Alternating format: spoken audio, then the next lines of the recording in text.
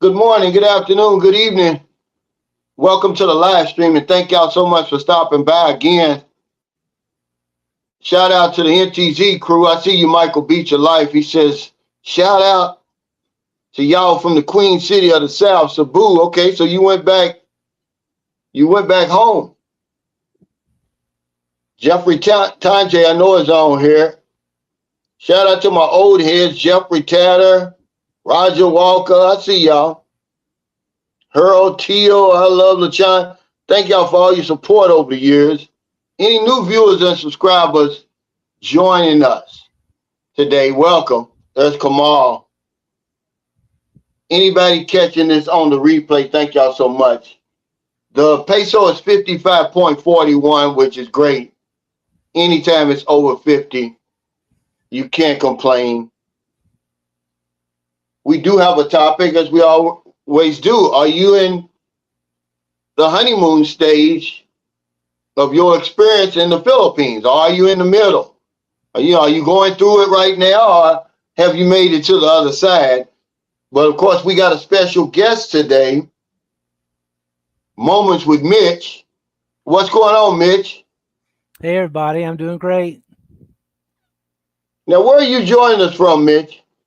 I live in Burlington, North Carolina. Oh, so you're down in North Carolina. So who do you root for in North Carolina? I do. Me. I'm not a sports guy, man. I was on the chess team. Oh, okay. Annabelle Flores says, hello, Calvin. Shout out to Colin, avid fan of yours. Okay, yeah. Thank you, Colin, for your support. Well, ever since I moved to the Philippines, man, I'm going to be honest with you. I don't do a lot of sports either. It just doesn't affect me. It just doesn't affect me, so. Yeah, I don't do a lot of sports. So you're an insurance agent, right, Moments with Mitch? This is my 21st year, yes, sir. Now, what exactly do you do? Because, I was Medicare Advantage. I was life insurance, and then I switched over to Medicare Advantage. What do you actually do? I have a Medicare book, but I do a lot of life insurance and annuities as well. I would say this past year it's been more life insurance than annuities.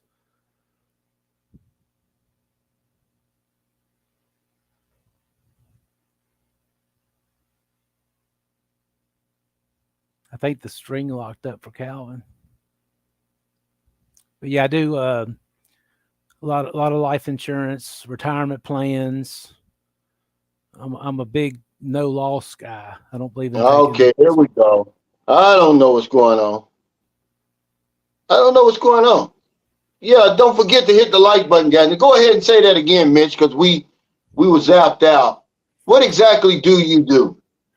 Well, I basically look at myself as a retirement specialist. So I do have a Medicare book, but this past year I've actually done a lot more life and annuities so that people, they like the no loss strategies. Nobody's ever lost a penny with me.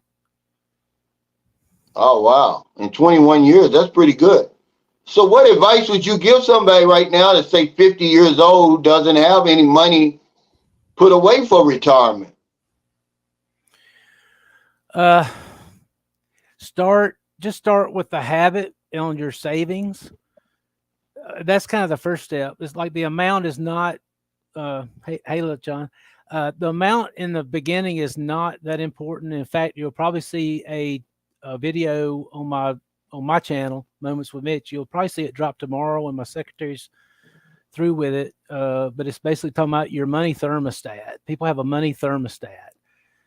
Mm-hmm. Sometimes they get uncomfortable when there's too much money. It's like the house getting too hot. They got to open windows. That's why you see people that won lotteries, they're broke in 3 years, or prize fighters that don't have any money anymore, or that's why their money thermostat was broken. And I explained how to fix it. So, yeah. So what do you think the biggest problem is? I know I was reading where Americans, we save less than any other developed country or any other industrialized, westernized country. Why is that? Well, I guess we're consumers, right? We are, and a lot of people just have never been taught the habit, and they make excuses. They'll say, "Well, gosh, you mean I'd have to give up my cable package that I'm paying $200 a month for?" Yeah, But I'll tell you, I've seen people. I've seen Filipinas. I've seen stories of Filipinas, and in fact, I got one that writes me just to say hey every now and she has a pension. She's building a pension. It's 50. She puts in 50 pesos a month or a week or whatever. I mean, they save. So in the beginning, the amount's not the big deal. It's just the habit, and we're just not yeah, talking. yeah. Establishing that habit. Now, let me ask you: are you chatting with any women? Like romantically No, online? no. In fact, this one that has been writing me, I know she's already like 40 years old, and I'm trying to explain to her like, you find somebody there. Like you don't wait. Don't wait. Wait, wait. All right. That's the garbage people. Oh, okay. Yeah, because hell, these garbage people, hell, they might even come around. They done slowed it down, I guess, because I quit giving them 100 pesos. I don't know what it is, Mitch, but we need to get it all out of here. It's been a while since I've seen them. So you're not up, because I know the last time you were on here, you said you hadn't been out on a date for a while, had you, Mitch? No, I tell you, man, I'm really looking forward to your reactions when you come back to visit. I think you're going to be Yeah, really shocked of some of the stuff you see. And now, some company. I mean, who wouldn't like some company, right? But I just have some other things that are higher on the priority list right now. yeah. And Now he said that you're in Biscuitville. yeah, Is that what that is? it's a breakfast. Yeah, they have like a breakfast place, and it started around here. Okay, Scott Bard says, Cal, this is my seventh month in the Longapo area. I brought the entire family, including 3 dogs and my mother. I'm 56 and had to sell everything to move here early, ups and downs, but had to leave the matrix. I hear you, man. And you're where we're going to talk about today. You're one of the guys I really want to talk about. Where are you? Are you still on your honeymoon period over here? Are you in the disillusionment, that turns into the real culture shock? Because in 7 months, you haven't made it to the other side yet. But who am I to say? Maybe you have, because the first thing I got on here is there's no timeline for these stages. Okay, but I know that most of the guys, when you see them have YouTube channels, most of them are in the honeymoon stage because they haven't been here long enough. You couldn't make it. You haven't been through anything. You only been here a couple of months. You're not on the other side. So that's what I want to talk about today, because you can't escape that Mitch. That's what I was talking about the other day. And that's the first time I really seen that analogy, and it makes sense. You could use it with anything. Yep. You could use that thing with anything, a job, a new job, new relationship, a new city, whatever it is. And because, you're going to be excited first. Everything's going to be everything. It's okay that the pizza's late or that the Grab didn't show up on time. You're not going to complain. But then after a while, you start going down that slope, you be like, where the hell is this damn Grab? Every time I make a Grab call, they're late. Okay? Then you get to that culture shock thing where everything starts happening all at once.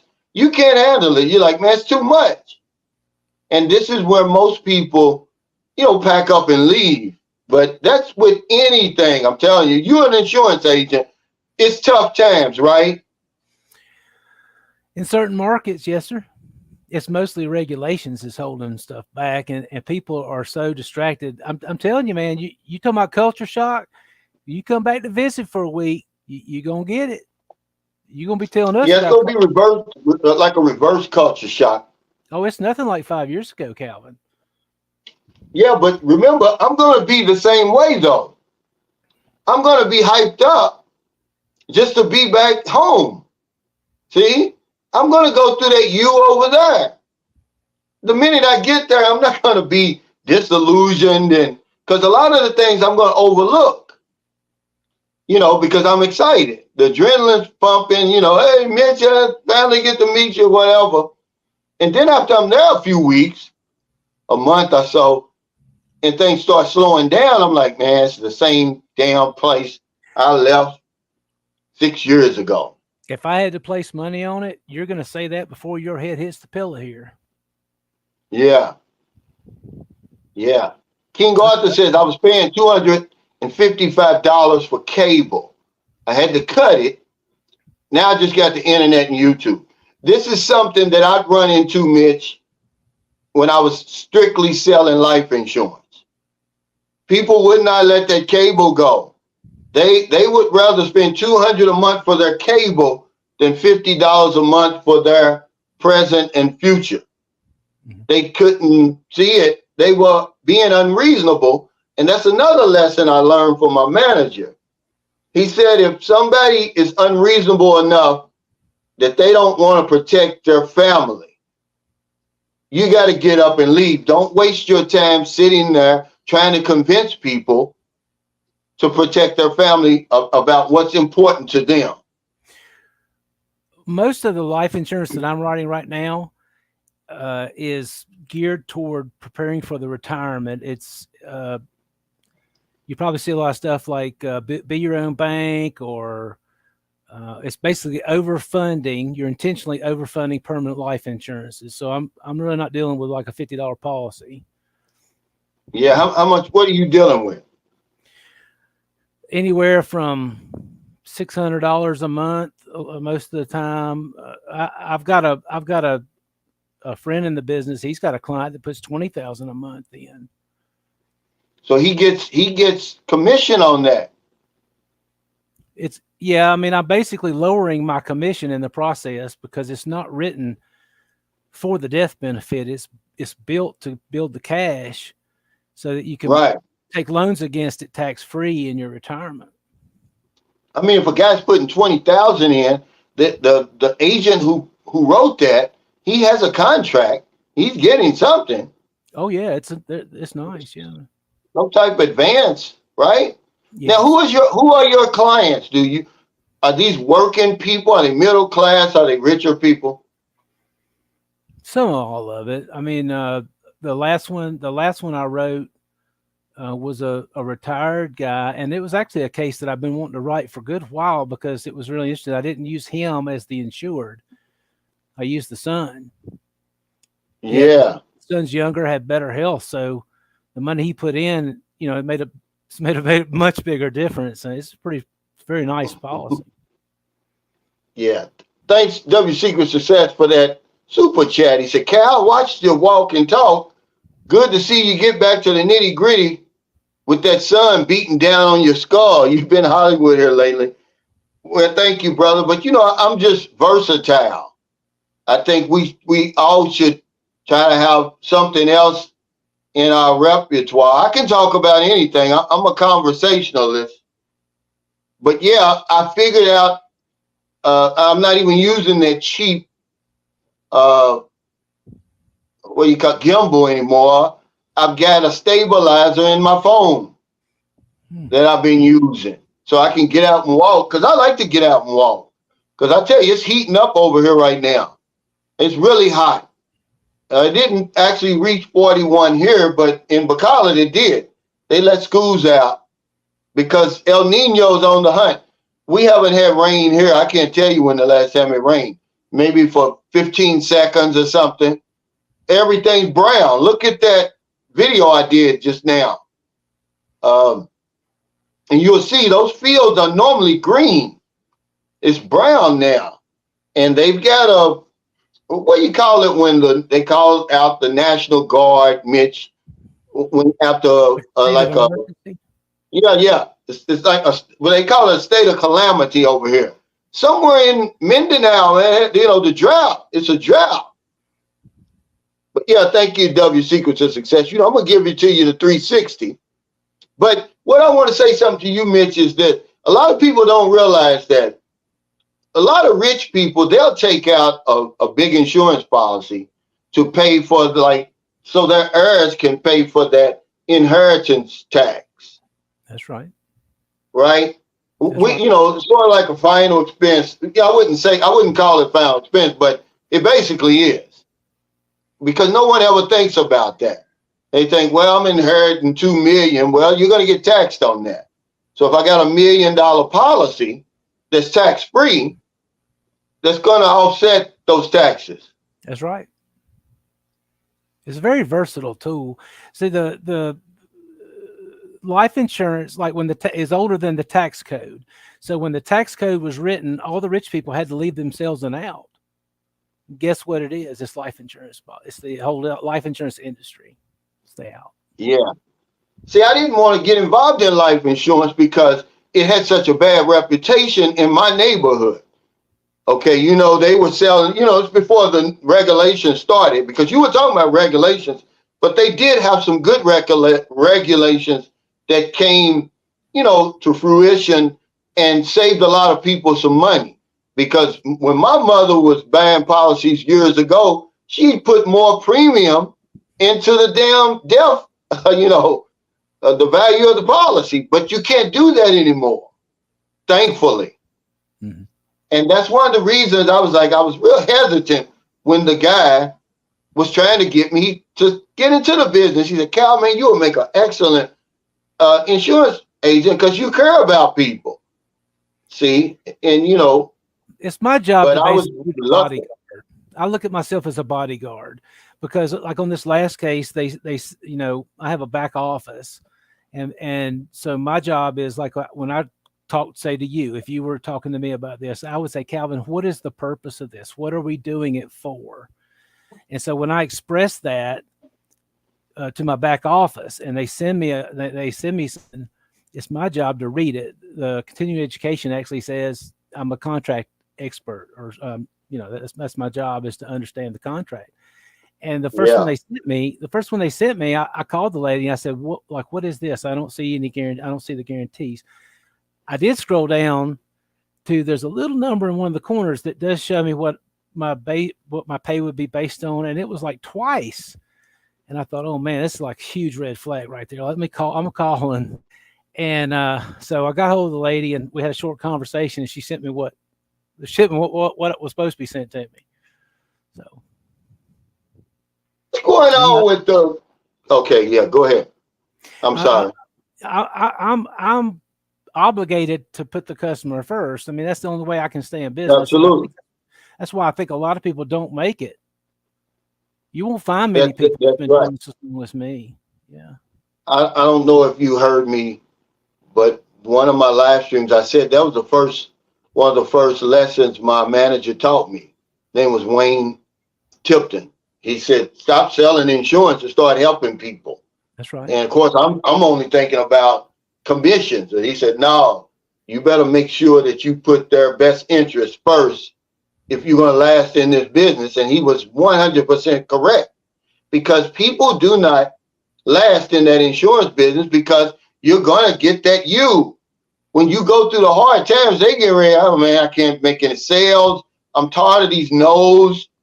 But see, I was already reading those books. They'd already had me psyched up, man.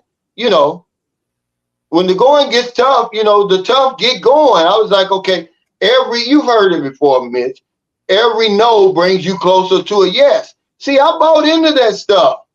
Mm-hmm. I didn't have a choice. I'm like, well, hell, if I want a better life, I don't have a college degree, and the guy's showing me the potential of the business. I'm saying, hell, I could lift my family out of poverty with this. And that's exactly what I did. But why do people only think that life insurance is about dying? Lack of education. I mean, it's not something that you learn in school, man. They don't teach it in school. People, I don't really have a solid answer for that. I mean, yeah. Other than they just don't know. I mean, you don't know what you don't know. Now, Sperling Edwards is on here. He said he's been here 3 years and he's still on his honeymoon period. And that's true, Sperling Edwards, there is no timeline. We don't know how long, even the psychologists who study this stuff, they don't know how long you're going to be up there, but they know that you is true. Okay, that adjustment period is coming, guys. I'm not trying to discourage anybody. I'm just saying that, nobody wins all the time. When's the last? I mean, Michael Jordan. I mean, he missed more shots than he made. What they say, Pete Rose struck out more times than he had a hit. And isn't he the all-time hits leader? Something is Pete Rose still the all-time hits leader? That's right. You wouldn't know me. I'm sorry. I think so. Now I will say there's a Mike Tyson fight coming up that I might be interested. Now in he's watching. 58. Yeah, and he's it's going to be a money maker, but I don't think it's a real fight. But somebody could get knocked out. I mean, it's going to be a real fight. If somebody hits me in my face, I don't give a damn if they call it a charity or whatever. It's a fight. I don't think I want to fight Mike Tyson. Yeah, because I believe Rose is the hit king. Yeah, but that's what I'm saying. He's on his honeymoon period because we be on it for a long time. Because that's why guys be like, Calvin don't know what he's talking about. He's full of shit. Go on my video when I say, you want a Filipino wife? Be careful what you wish for. It's guys in there that are the exception. I'm saying, dude, you're still in the honeymoon period. The disillusionment's coming. The culture shock's coming. I'm sorry. You're going to have to work your way to that other side. If that was the case, why would she even, if she was so perfect, why is she single? And then remember, we're a part of the damn relationship. That's why the bad times are coming. Because none of our other relationships worked. So even if she is the perfect one, you're not. Your track record says you're pitiful. You can't, you can't keep two pieces of bread together. So, enjoy the honeymoon is all I'm saying. That's all. What's up, Cisco? What's up, Elette? I'm going to have to bring Elette on here. I think I'm going to bring you on here if you're available Friday, Elette, and let you hit us over the head a few times. Because I think we need to be brought back to reality. But yeah, if you're on that honeymoon period, I just say enjoy it. My buddy Q-Dub, he may be on here. I don't know. But because he works third shift over there. So no, he's probably off. He's probably sleeping. But his wife, his fiance, soon to be wife, they were approved for their K1. She'll be flying to the United States any day now. And they're on their honeymoon period, even though they've been together like 2 years, but shit, they only seen each other twice. And I told him, I said, just enjoy it, man, because they get stubborn, guys. I'm just saying. It's going to happen. The little bitty things, can turn the honeymoon into a damn nightmare over here. They might think, Mitch, that I raised my voice the wrong way. Okay? But one thing for sure is this. Their logic is different than ours. Levon Young, he's a friend of mine. He's been over here before to my house. He lives in Bakong with his girlfriend.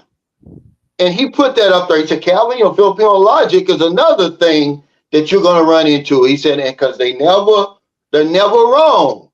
And then I got to thinking about that logic. Okay, now here's the thing. Okay. Someone told my ex-wife, one of her friends, they said, hey, when we moved over here, this is what got everything started with us. When we got over here, they said, hey, that if you're out of the United States for 11 months, you're gonna lose your visa, right? This is her. So her logic was, I gotta get back to the States. She never thought that, hey, as long as I'm married to him, I don't have to worry about a visa. I'm always gonna have one. But she couldn't sleep at night once they put that in her head. That's how they think. And he's right. You can never get them to admit they're wrong. W secrets to success. And Cal, you have a good retention for content quotes and numbers. I'm not surprised You an exceptional insurance agent. But thank you, brother. I do. I mean, I've got a photographic memory. It helps, doesn't it, Mitch? Because you're seeing people, you want to know their birthdays. You got to know their name. You don't want to show up at Mitch's house and call him Richard. That's probably the sale's over. Yeah. I would like to confirm something that you talked about. I don't know, sometime in the short past. You talked about expats moving straight in with a family. I was chatting with Yeah. my secretary. My secretary lives down near General Santos, and I was telling her about it. She's Mm-hmm. like, "Yeah, we're seeing a lot of that." Yeah. And, you know, there's pros and cons to that. Like I said, remember James that came out here? I don't know what happened to James. We never really did anything to James. We supported James, the masking tape guy. I sent people to his business. They were banned from his website. But anyway, he's got a channel. He's living with his wife's family. And I just don't think that's a good idea, man. It may start out, like I said, he's on a honeymoon period. I mean, I would don't you do know. it here? Would people do that here? I know there's no way, and there's no way I would do that. I'm gonna live in my house. It might be a Yeah. rental See, house, but it's my house. you make a great point there. Something I try to make the same point, Mitch, over and over and over in most of my videos, and it doesn't get through. Why do we do the crazy stuff over here that we would never do at home? We would never do some of the stuff at home that we do over here. It's like we get on the plane and just take out, I don't know, take out your conscious part of your brain and throw it out the damn window. But you see people do the craziest stuff over here. Why in the world would you want to move right into somebody else's family's home? Okay, you're basically going to be sleeping on the floor. There's no telling what you're going to see. The culture shock is going to be too soon. I mean, give yourself time to debrief. Like, wow, let me see some of the good stuff first. But people are so in a hurry to get here, and they want to stay here longer. I get that. But to move into the province or to the squatters area, guys, y'all asking for trouble. Philippine Paradise said, hello, Cal and guests. Yeah, we got Mitch, Moments with Mitch on here. He's a longtime supporter, fellow insurance agent, but he's still working. I'm retired. So if you have any questions, I'm going to send them to you, Mitch. I'm retired. Mark Thornton said, yeah, okay, well, what about it? Dick Watcher? See, let me show you what a dick watcher is and a dick police. This is it right here. 4 baby mamas. Why are you worried about where I stick my dick? And he's hiding behind an old profile. This is what you call, what do you do with guys like this, Mitch? I'm sure you run into them. They probably got a bottle of old Thunderbird and you walking past them into the house trying to make a sale. They go, we don't need life insurance. Just bury me in the backyard. Do you run into fools like this? I have a setting for that. And I've been doing this so long that I just tell people what I do. Like a lot of people think sales is somebody trying to convince somebody else to do something. That's not my job. My job is just to find people that really do want to do something, and I connect them with the right contract. It's not my job to convince somebody that they need to build a retirement. It's not my job to convince them they shouldn't gamble their money. It's not Absolutely, yeah. And that's a great way to look at it. Yeah, we got to show. Get rid of him, guys. Get rid of this guy right here. Because for some reason, I'm on my phone and I can't get rid of him. Let's make him make another profile. I mean, these guys are just, they're just pitiful, really. I don't know. This is what I'm going to run into in America, Mitch. See, this is what I'm going to run into over there that I'm not looking forward to. Okay, because I don't know. It's a different country. It's a different country than you left 5 years ago, Calvin. Like if you wouldn't even, I don't have time to like go into my whole week, but you would not believe it. Yeah. Well, I know that we have people like him, they come on, and they just antagonists. If you're having a good day, they're determined that they're going to destroy your day. They don't want to see you happy. Well, that's one of the Okay. reasons I keep a secretary. My secretary runs my social media stuff, so I don't have to sit there and fool with it because I Yeah. don't want to deal with it, and I don't have to. I ignore it because that's the only way it's going to make them go away. When you confront them and argue with them and debate with them, That's what it, they it want. puts fuel to the fire. If you're not talking to somebody and they're not responding back, eventually you're going to quit talking to them. Frank My time. Ellis said, uh, I'm yeah, sorry. he said it's pointless arguing with a Filipino. They think they know everything. Well, they're never wrong, that's for sure. Um, that's a fact. I mean, it's just how it is.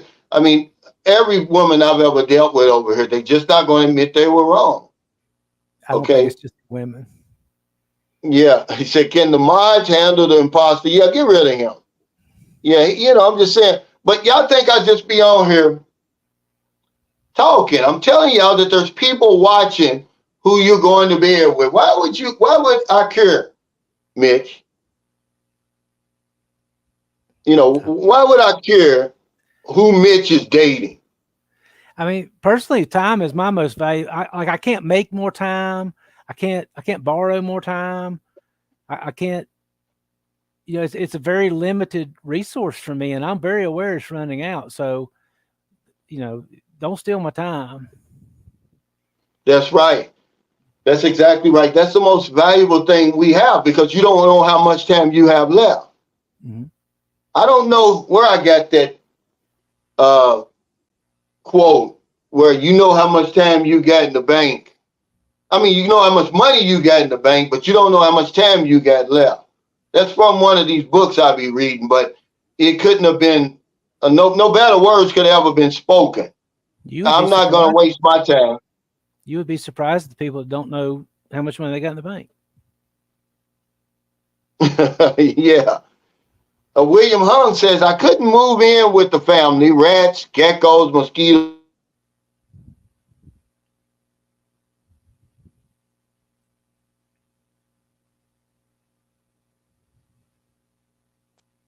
We don't think we're better than anybody.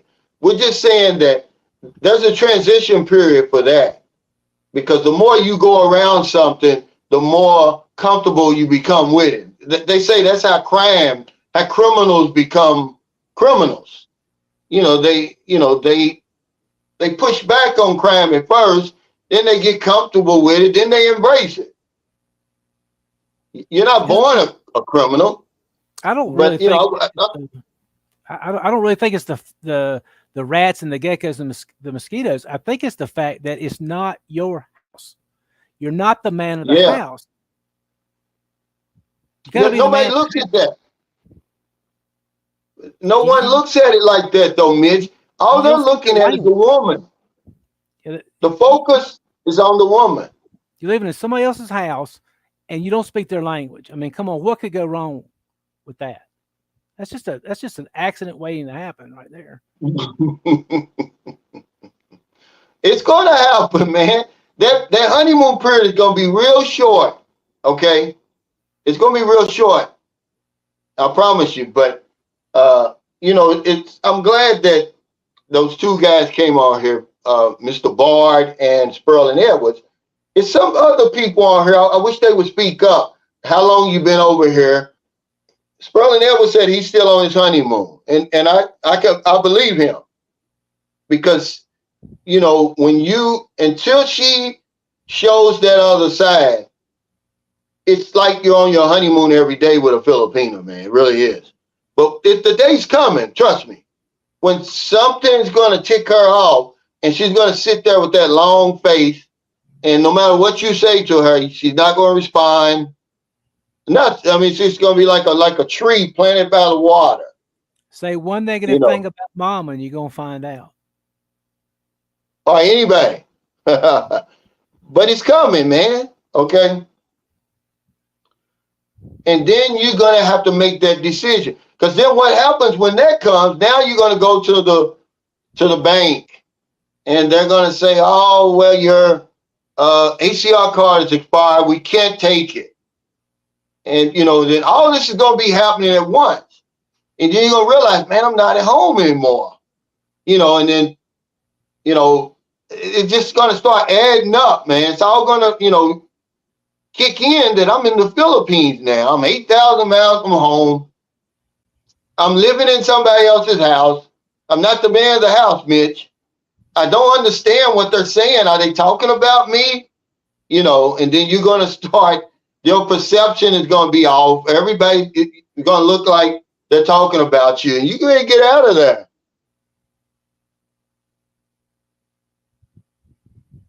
But,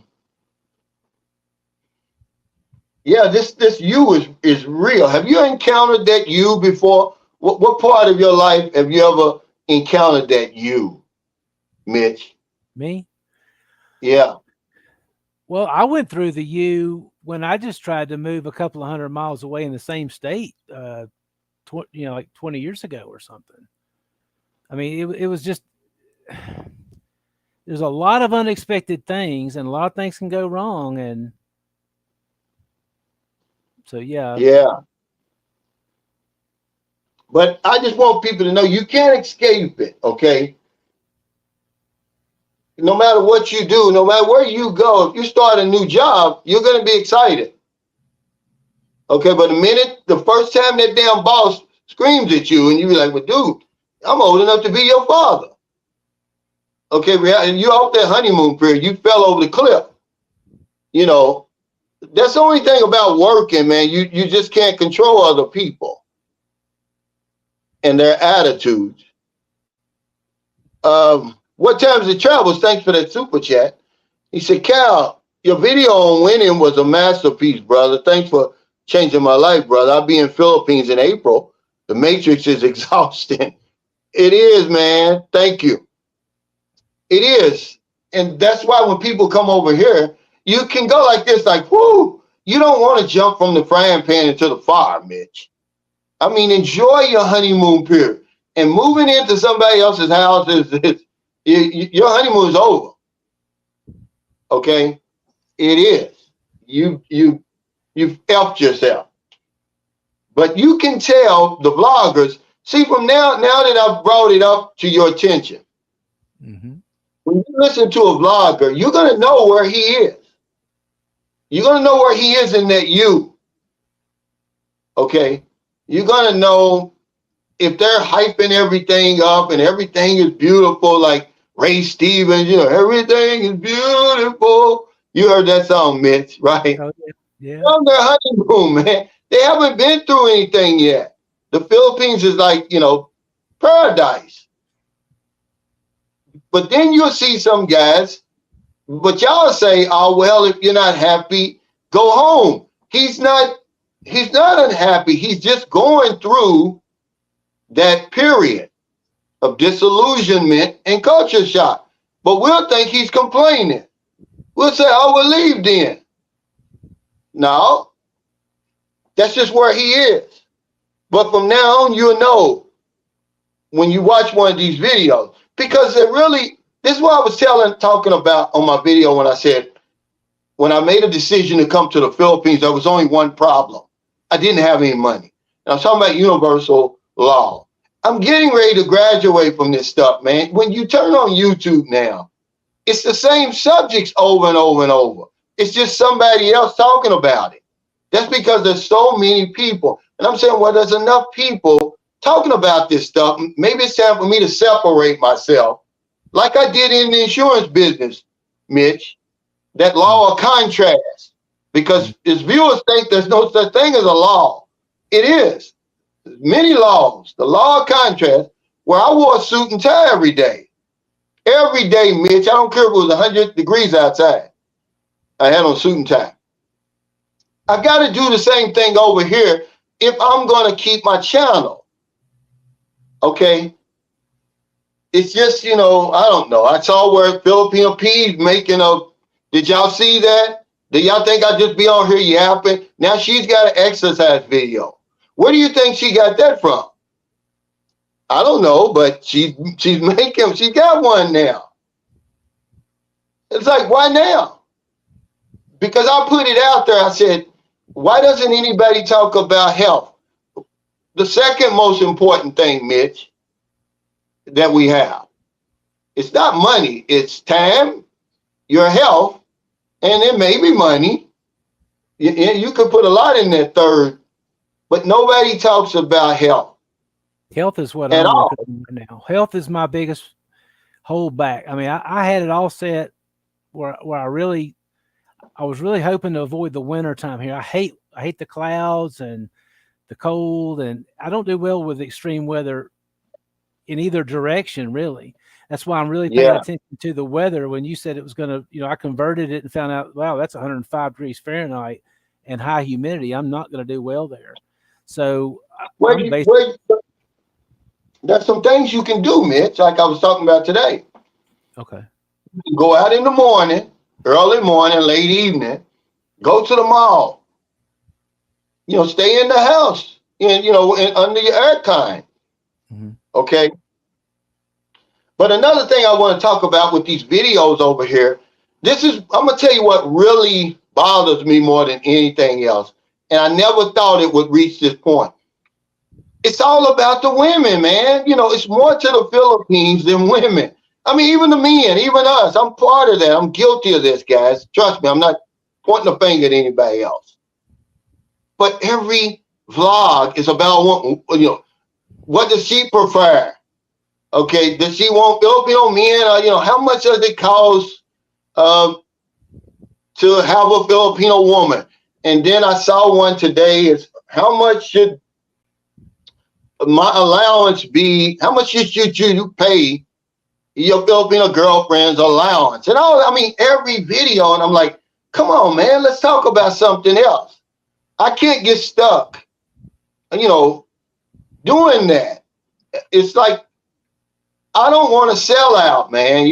That's gonna make videos like that because people like to see that. But I can't do that all the time, Mitch. It's something else to talk about because I've been over here long enough to see that the shine has worn off of a lot of things over here, especially the women. Okay, I've dealt with enough of them to say, well, she's a woman. She's got qualities that I admire. But at the end of the day, she's a woman. She bleeds once a month and, but I will say this. The Philippines has the most expensive pussy on earth. I will tell you that, guys, okay?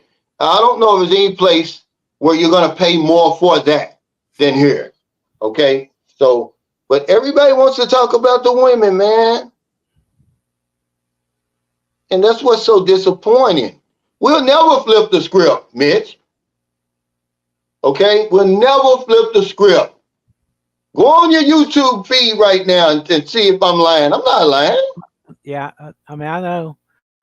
Well, maybe that's the answer why you were asking why people don't know about the life insurance. Maybe they're studying other stuff that's maybe not getting them what they want. It's called a distraction, Mitch. That's what it's called. PC Gamer Lounge. No, I remember you. I came over. What happened was we went to pick up Merlin's daughter. And by the time we got finished with all that, and I came back to the Malwani, y'all had already checked out. He says, good morning, Cal. You probably don't remember me, but I met you outside the Malwani Hotel where I was staying with my girlfriend about 2 weeks ago. Now I remember because we had just left from there, me and Merlin eating breakfast. We got into the tricycle and you pulled up in your car and stopped right there. I said, hey, Sunshine Shows, blah, blah, this, blah, blah, that. I said, okay, I'm going to pick up her daughter and I'll be back. Well, when I came back, y'all had already checked out. But yeah, I remember you, man. But yeah, we got to talk about something else, man. We just do. It's so much more because I'm gonna tell you, you're gonna get over here, you're gonna get the woman, and then what? It gets real quiet over here. they always want to talk about that $1,000 budget. Well, you can exist over here. You can live over here, Mitch. But who wants to barely scrape by anywhere? I don't want to do that either. Just to be in the Philippines, you would sacrifice, just to be here. But hey, Chase Uber, thanks for that super chat. He said, hey, Cal, I had my wake-up call in the Philippines last November. I pulled the ejection card on my 1-year-old LDR. Thanks for the consultation help during that situation. Yeah, I talked about that today, only because I was congratulating my buddy Q-Dub. Because I always talk about LDR. I try to inject some common sense into the conversation. Chase would tell you how hard it is. You come over here once or twice a year, you spend 2 weeks or 3 weeks with a woman, then you got to go back home. It's expensive, it's time consuming. I was talking to a guy, he came over my house, him and his wife, not last night, night before.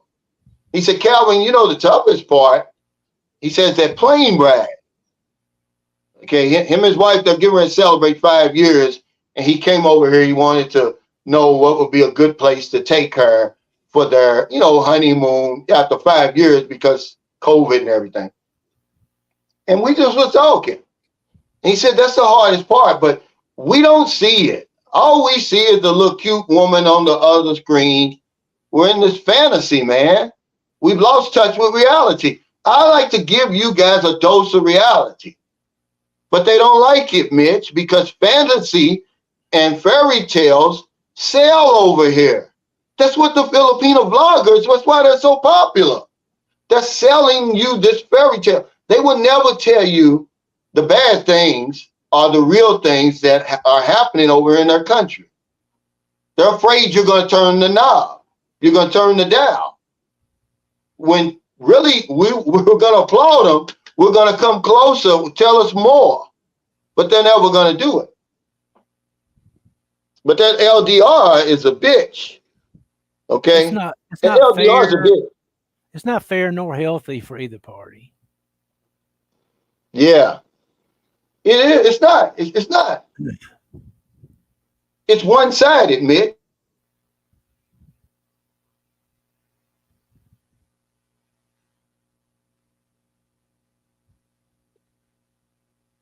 All she has to do is live her normal life. Really. That's all she has to do. You're the one who has to jump through the hoops. Turn around in circles and all that. Turn flips and all that.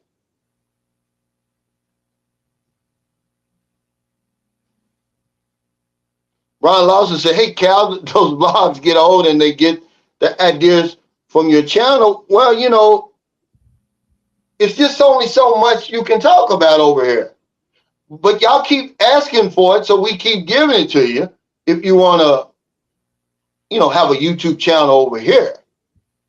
A lot of even big channels are circling back around to how much does it cost in the Philippines. It's like, yeah, I mean, after a while, see, I can talk about other things, but I got to ease into that. I'm not stupid. I'm not all of a sudden going to change my content overnight and lose my audience. But you're going to see a lot more videos like I did last night about universal law and how I was able to change my life around, because it doesn't make a difference how much I talk about cost of living if you're not able to make that change in your life that needs to be made in order to get over here. That's why when you see people selling all this stuff, selling all these programs and how to earn money, well, change the person first. He may not be able to even take advantage of the program you're selling and how easy it is. Happy Traveler said, most expensive P, yes, how much you are willing to pay. No, it's expensive because those airline tickets are expensive. We were talking about that. Q-Dub said he's paying, $1,600 to bring her one way because of the time that he's doing it. Okay? No, you know how much you're willing to pay. You're going to pay. Happy traveler. King Arthur said, Cal, lock your notes for your live stream in a safe. I think that some of these vloggers are sneaking into your place at night and stealing your content. Yeah, because it's not easy. We make it look easy. I was saying on my video, I've been on here, Mitch, since August of 2020. I make a video every day. And some of it is rewarm stuff because your audience changes. Mm-hmm. I think YouTube, every 6 months, you have a whole new audience, really. You have some people like King Arthur, I Love the China. You know, my old heads, they still there, but that's just a small circle of people when you talk about 55,000 subscribers. You get a whole new audience. I got What Time Is It Travels, Passport X, new guys coming on, see, that never heard of me before.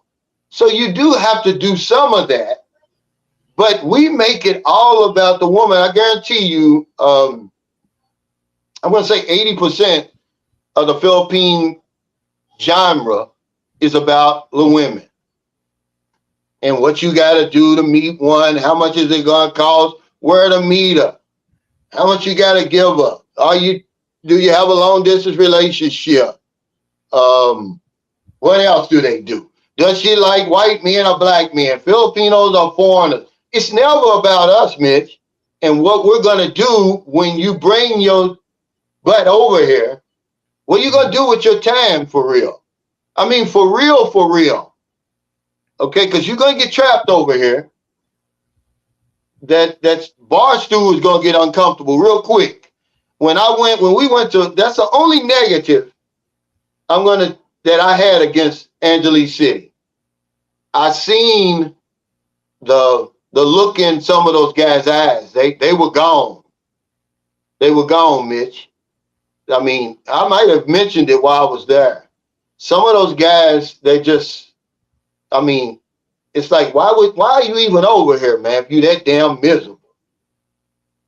See? Yeah, I watched a guy, I think it was this morning, he was a British man, and he was talking about his normal day, and I looked at it, I was just like, wow, okay, he gets up and he drinks coffee, and he goes shoe shopping, and he lifts the weights a few times. And, I mean... Yeah, see, you're bringing up a great point, Mitch. We never really talk seriously about that.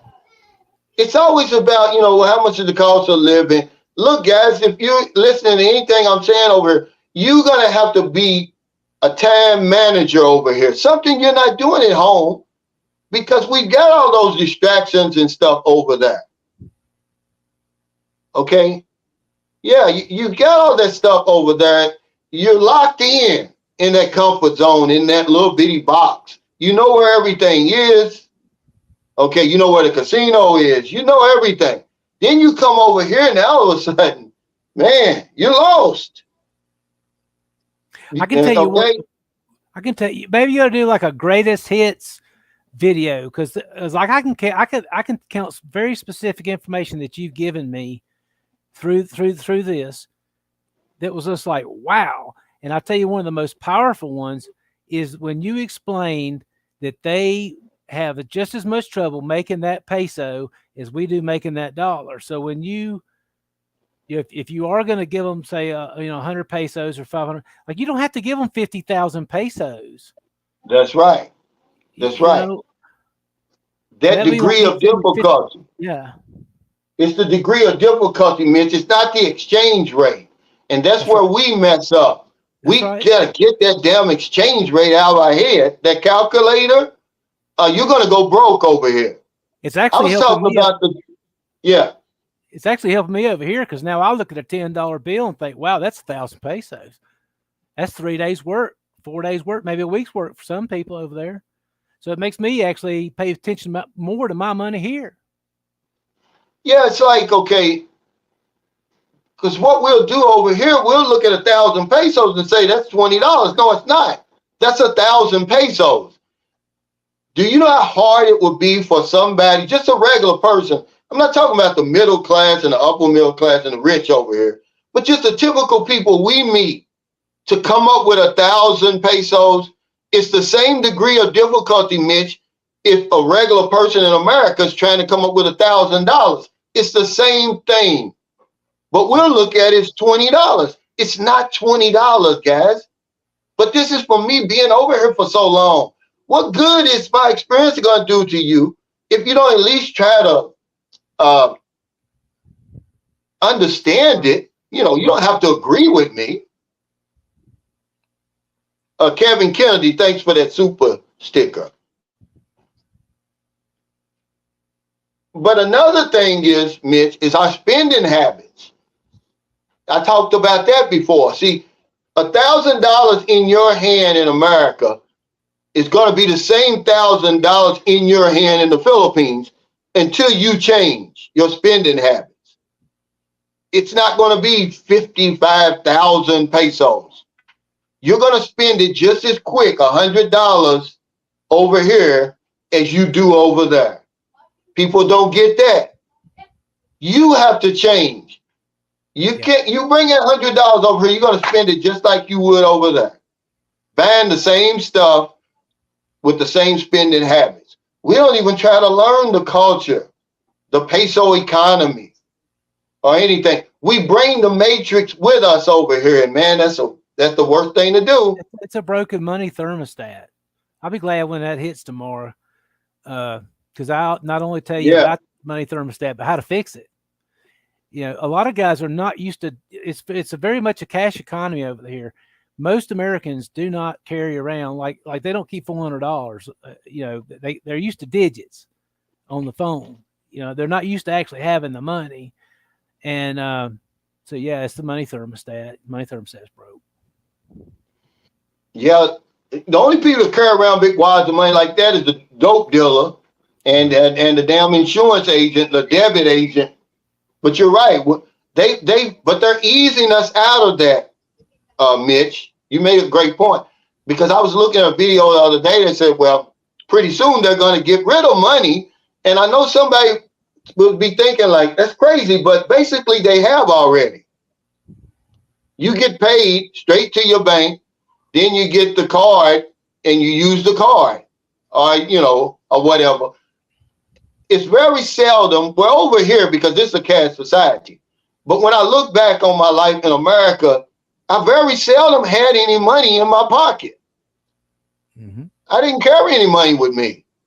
See, I always say when I first started, I was taught to carry a $100 bill, like take a $100 bill, put it in the back of your wallet. That way you always feel like you have some money. That was back when a $100 bill was look, now, I mean, I don't want to say I walk around with money, but yeah, I don't keep all my money. I'll just put it like that. In fact, yesterday I got up and we've been experiencing some really bad hacks, man. My credit union app was down. What you gonna do? What you gonna do if you ain't got no money? If it's all in the bank and can't get it out, it ain't doing you no good. Yeah, you're right. But the fact that they're moving us away from the physical money, that's real. I never even paid it any attention for real, because I bank online. Most of my banking's done online. I pay my bills online. I don't see the money. Only over here, of course. Now, Mike Dorsonville said, and this is a fact, he said the reason why the YouTubers talk about the women, because that's what the audience wants to see. Fact. Yeah, but they're watching us. If you're really watching us, you're going to kind of trust us and be like, okay, we can talk about, I mean, how many videos I have to talk about women? Can't you look in my library and see the 100 other videos that it's not changing. The women aren't changing. The situation isn't changing. You can look at a video I did 2 years ago and it still be relevant about women. Okay? It's just that simple. But with us, our self-esteem is so low that we want that guarantee. We want somebody to keep on, giving us that coach, that you can do it, Mitch. You get in there, you can hit those 2 free throws. We want that. You're going to have a woman, they're going to do this, they're going to do that. They want it pounded down their throat. Well, when I told you 3 years ago Okay, it's the same thing. These might be the same guys that won't learn how to grow their wealth and move in with the family right away. I mean, it might be the same group. I don't know. No, I'm gonna tell you who it is. Who's running this like that? It's the guys who will never come over here, Mitch. Those are the ones who want to hear about the girls and they want to see the young Filipinos online in bikinis and stuff like that. For whatever reason, a lot of these guys are in nursing homes and stuff, believe it or not. They're watching these channels, Mitch. You probably didn't know it. They're in nursing homes and assisted care facilities, skilled nursing facilities. Because I've got some, they come, they message me. They say, I'm just up here, I had a stroke. That's who's fueling this. People who come over here, they're like, okay, they're over there, I'm coming. There's no, you don't have to convince me anymore. I'm on my way. Mm-hmm. But it's the ones who will never come over here for whatever reason. They can't get enough time off. They don't have a passport. They don't have the money. They're the ones, they got that yellow fever, man. They want to hear about the Filipino. Will she bend over backwards?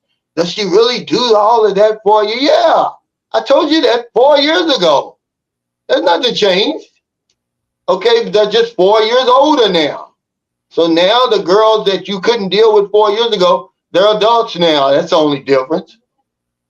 Hey, Mopar, thanks for that super chat. He said, Brother Cal, I'm planning on going to the Philippines in September. He says, I'm concerned about that long nonstop flight from San Francisco to Manila. Can you talk about how rough is that trip? Any tips? Well, you're gonna be good because you just get on the plane one time and you're done. Once you get up there, they've got entertainment, obviously. They've got a whole library of movies, mostly new movies. And that's what I do because, I'm a claustrophobic.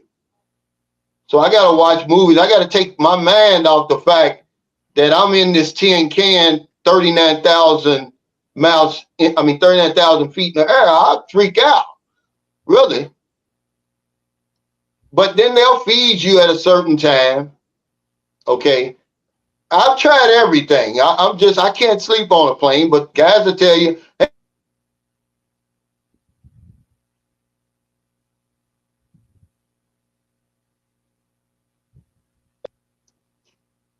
and all those little things like that. But I would say I'm about an owl now, Mopar. I always got to have the owl seat because for some reason I go to the bathroom a lot when I'm up there.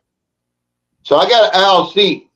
So I can go anytime I want. That helps because you don't want to sit there. You got to pee, man, and then somebody sleep. You got to wake them up. But I would say watch movies, man. Listen to music. Bring you a book. Try to sleep if you can. But it's not a whole lot you can do, man. It's a boring ass flight. That's part of the sacrifice. So if I'm going to go through all that, I'm going to have a damn good time when I get here. See, I'm not going to be holding back. Okay? But yeah. But Mitch, man, you really have a lot of good information about finances, man. Well, thank you. I grew up, my dad was I say banker, but it was a savings and loan. He was the senior vice president for the largest savings and loan here. So, money was a pretty important topic in my house. So I got taught like the Rule 72 and things like that as a little kid. And I can remember like they used to give us like these little books and you put quarters in them. And then I would make an appointment with my mom when it got full and I'd say, I need to go make a deposit. Oh man. I mean, and my dad, being the VP, senior VP at the bank. I mean, I had to run at the bank. I could, I'm like, hey, let's go look at the vault. I can remember the day that I walked into the vault and there was no money. And I'm just like, I mean, talking about a bubble popping. Yeah. So yeah. I grew up around it. You remind me of sort of like the Rich Dad, Poor Dad book. And that makes a lot of difference. But You know, he might be when doing you a tad better than I am. But yeah, no. I mean the yeah, scenario what you're talking about. You were brought up around money, and you had all that stuff explained to you. Hey, I was around. Man, my mother was struggling, but she was living from paycheck to paycheck. She was robbing Peter to pay Paul. That's the money management I learned growing up. See, I really didn't get involved in real money management until I was an adult. well, But this is a good we were one. in the middle. We were in the middle, but I mean, I was exposed to it, you know, at an early age, and we had friends of the family that did become very wealthy, and so I was exposed to things like 48-foot motor yachts and things like that as a kid. And Now, so here's a good one, Mopar, right here, if you can afford it, because some of my friends over here now, they fly first class. He said, buy first class if you can one way. Because I never thought about this because I always bought a round trip, but you can buy one way and then the onward trip that you're never going to use. But if you're only on vacation, Scott, it's going to cost him a fortune. If he does it that way. But if he's going to come over here for 3 to 6 months, I would do that route. I would buy the first class because that's what I'm thinking about doing is saving up enough money to fly first class back to the United States because I believe it's somewhere around 2,500. yeah. I mean, it would be worth it for me. Yeah, business class. Yeah, not first class. Hey, guys, get rid of this Peter Wilson guy. He's a troll. Why don't these guys have anything to do? These are grown-ass men. This is what I don't like about Americans, man. We immature as hell, a lot of us. I mean, really, guys. I mean, you talk about the guy that asked what the Rule 72 is. yeah. He's not. He's He the not same real. person. Oh, okay. He's not real. Einstein said it was the eighth wonder of the world. It's basically how you figure compound interest.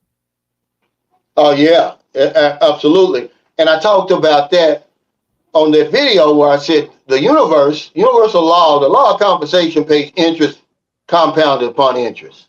And be Okay, careful with even the law, man. I mean, that law can it's real. I'm of course it's 100% real. believing it. It is real. So be But careful. Warren Buffett said the same thing. He said that's the greatest thing he's ever encountered, that compound interest. Because his wife, I read his book. His wife spent 15,000 or 20,000 renovating their house, and he was like, "Don't you know if you took that 20,000, you invested it for 20 years, how much money that is?" That's how he thought.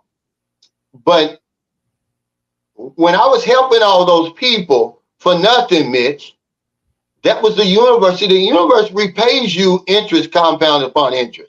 So for 3 years, I helped those agents. I It's never real. got a penny. But It's then I end up calling the wrong number, getting that FMO contract. My that first check, subconscious. That yeah, subconscious is the one that hit that other button. to hit that button. See, now the first check that I got was 22,000. I would have took that as payment for those 3 years, but it just kept coming. It's just like Napoleon Hill said, the money will come so fast that you'll be like, well, where was it all this time when I was struggling? But people won't let you, they won't even want to hear it. It's God. It's Jehovah. It's, whatever it is. I'm like, dude, I don't want to be involved with I don't want to be a robot in this magnificent universe. With all this beauty and splendor, I don't want a script, man. And that's one thing I don't want. I don't want a script. Okay. But yeah, he says, "Hey Cal, I'm coming for a month. Do you think 2,500 would cover a round trip?" You mean with the airline or just your spending money? He said, "Fly PAL because you can bid on a business class ticket. This can save you hundreds. Wow. I'm wondering if I Yeah. would take a domestic flight from the East Coast to the West Coast and then not have the like that would avoid my layover. I would rather spend the night, I think, on the West Coast and then launch off. But I Yeah. don't know.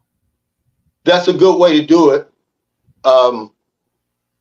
Because you can take that direct flight from San Francisco, and now they've got one, I think, from New York to the Philippines.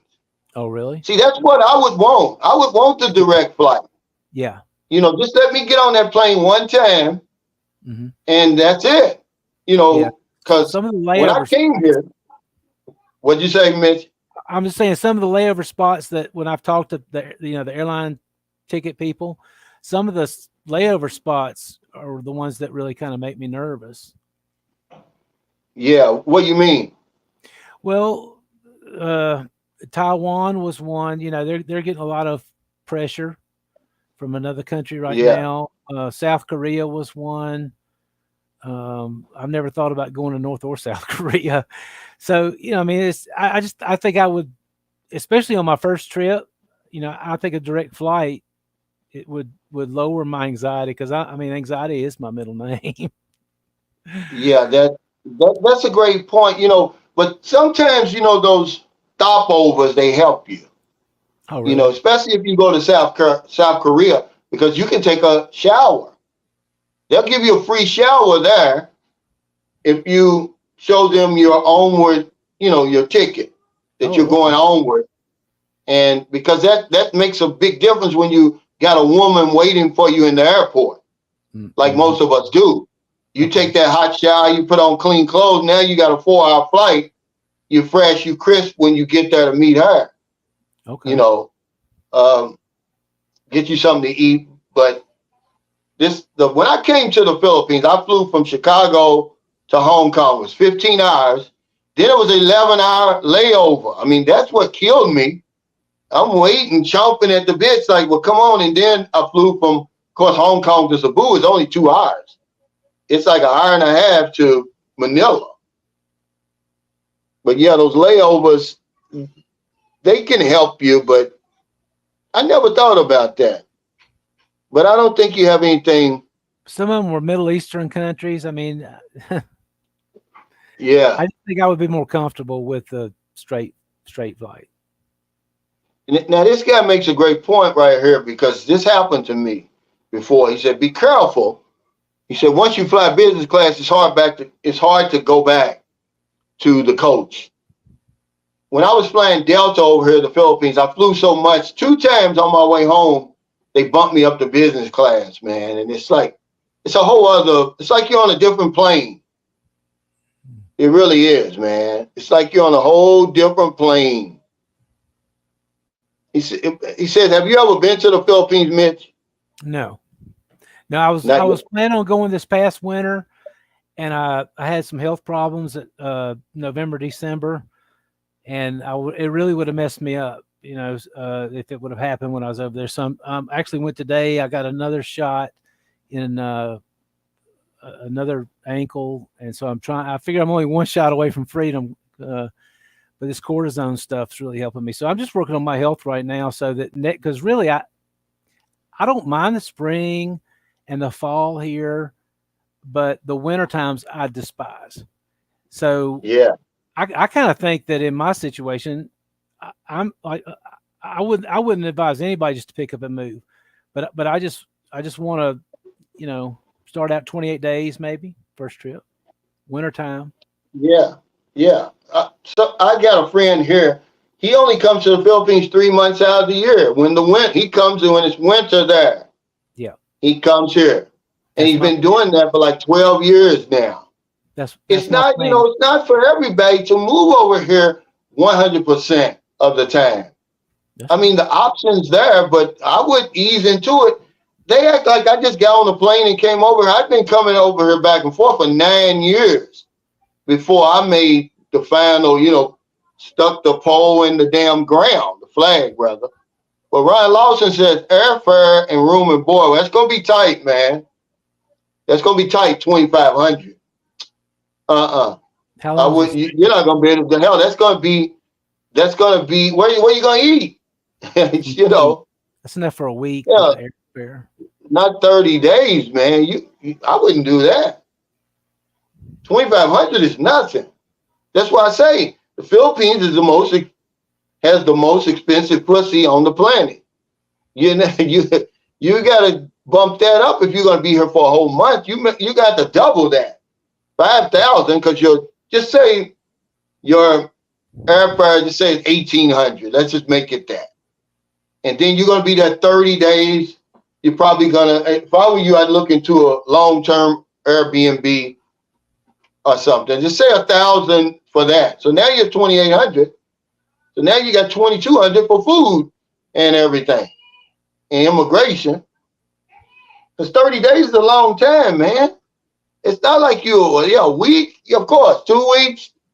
I don't know, but certainly not a month. No. JJ in Asia, he says weight loss might help more than a cortisone shot. Was he talking to you, Mitch? He probably is, and that's a fair statement. He may not be aware I've already lost 125 pounds. Wow. Yeah, probably closer to 150, but the November December thing kind of slowed that down a little bit for me. But yeah, I mean, yeah, I'm fully aware that I'm fat, man. You don't have to tell me I'm fat. I know I'm fat. How old are you, Mitch? Turned 58 in January. I weighed 100 pounds when I was 6 years old. Huh? When I was 6 years old, I weighed 100 pounds. Wow. Well, you're in the Guinness Book of World Records or something? No, no. Mm-hmm. Now, do you own your home, Mitch? Or are you renting? I rent. Oh, okay. Have you ever owned a house? I used to, yes. Yeah. Yeah, you're right, Hal. He says, I like having the extra money than sitting in business class. You can adjust to anything, but he made a valid point. And once you go there, man, it's always going to be in the back of your mind. Because every time I fly, I'm like, every time I got to walk past those business class seats, I can remember what it was like. I mean, they feed you. See, I was on a 747. So, in Delta, you're upstairs. You don't even see the other passengers. They do everything for you.